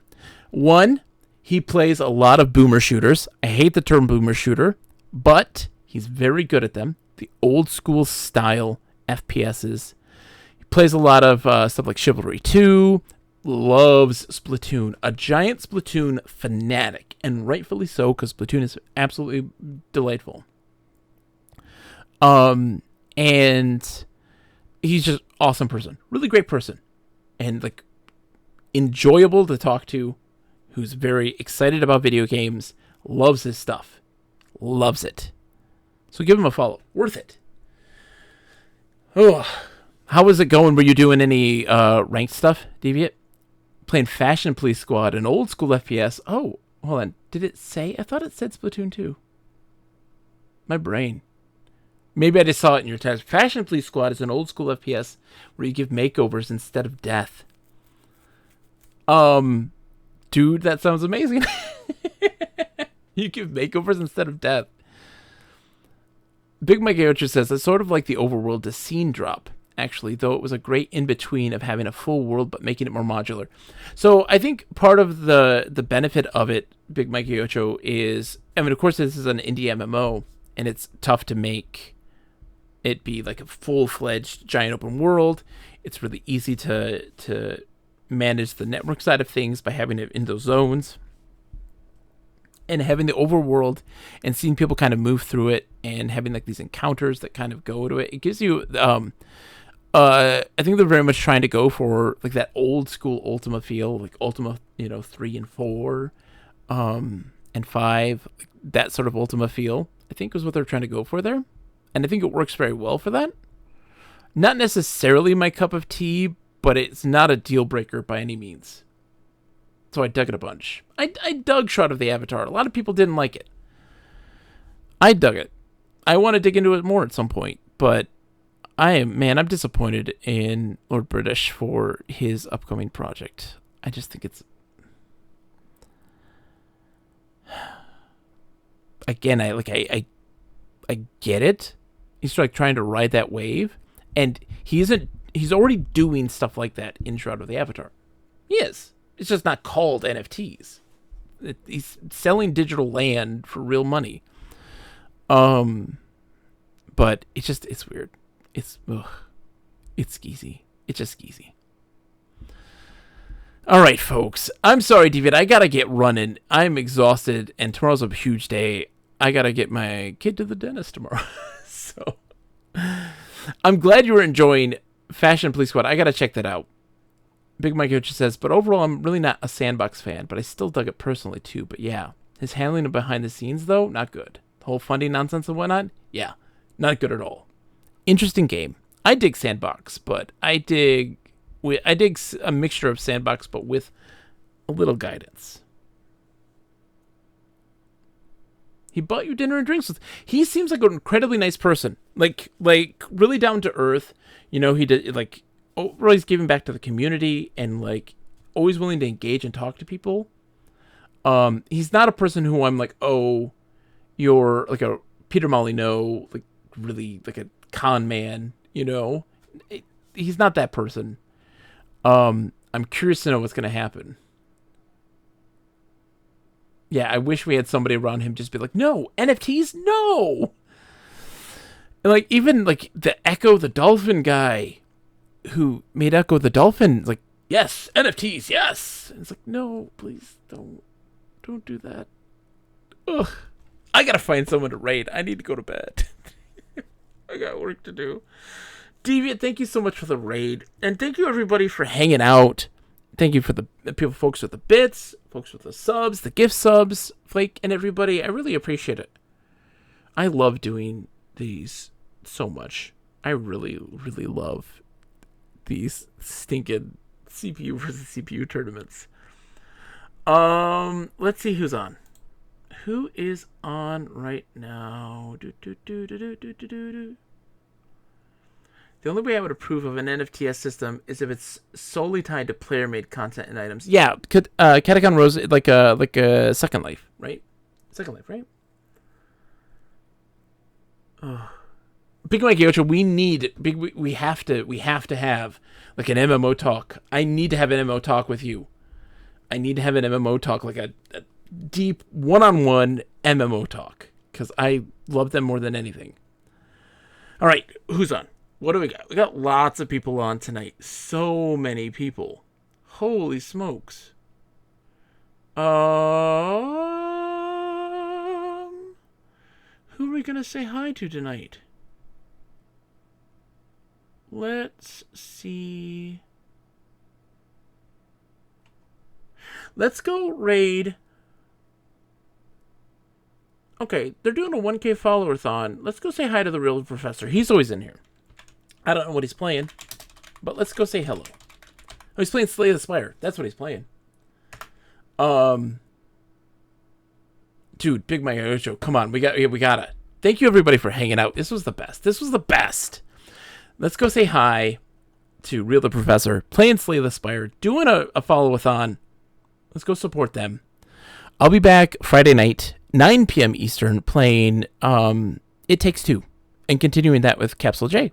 So, and then Saturday is Hitchhiker's Guide to the Galaxy, the text-based adventure game with my good friend Nick at 9 p.m. as well. And then Monday is Wizarding 101. I know. I'm doing it to bond with my teenage sister-in-law. Okay, please, don't judge me.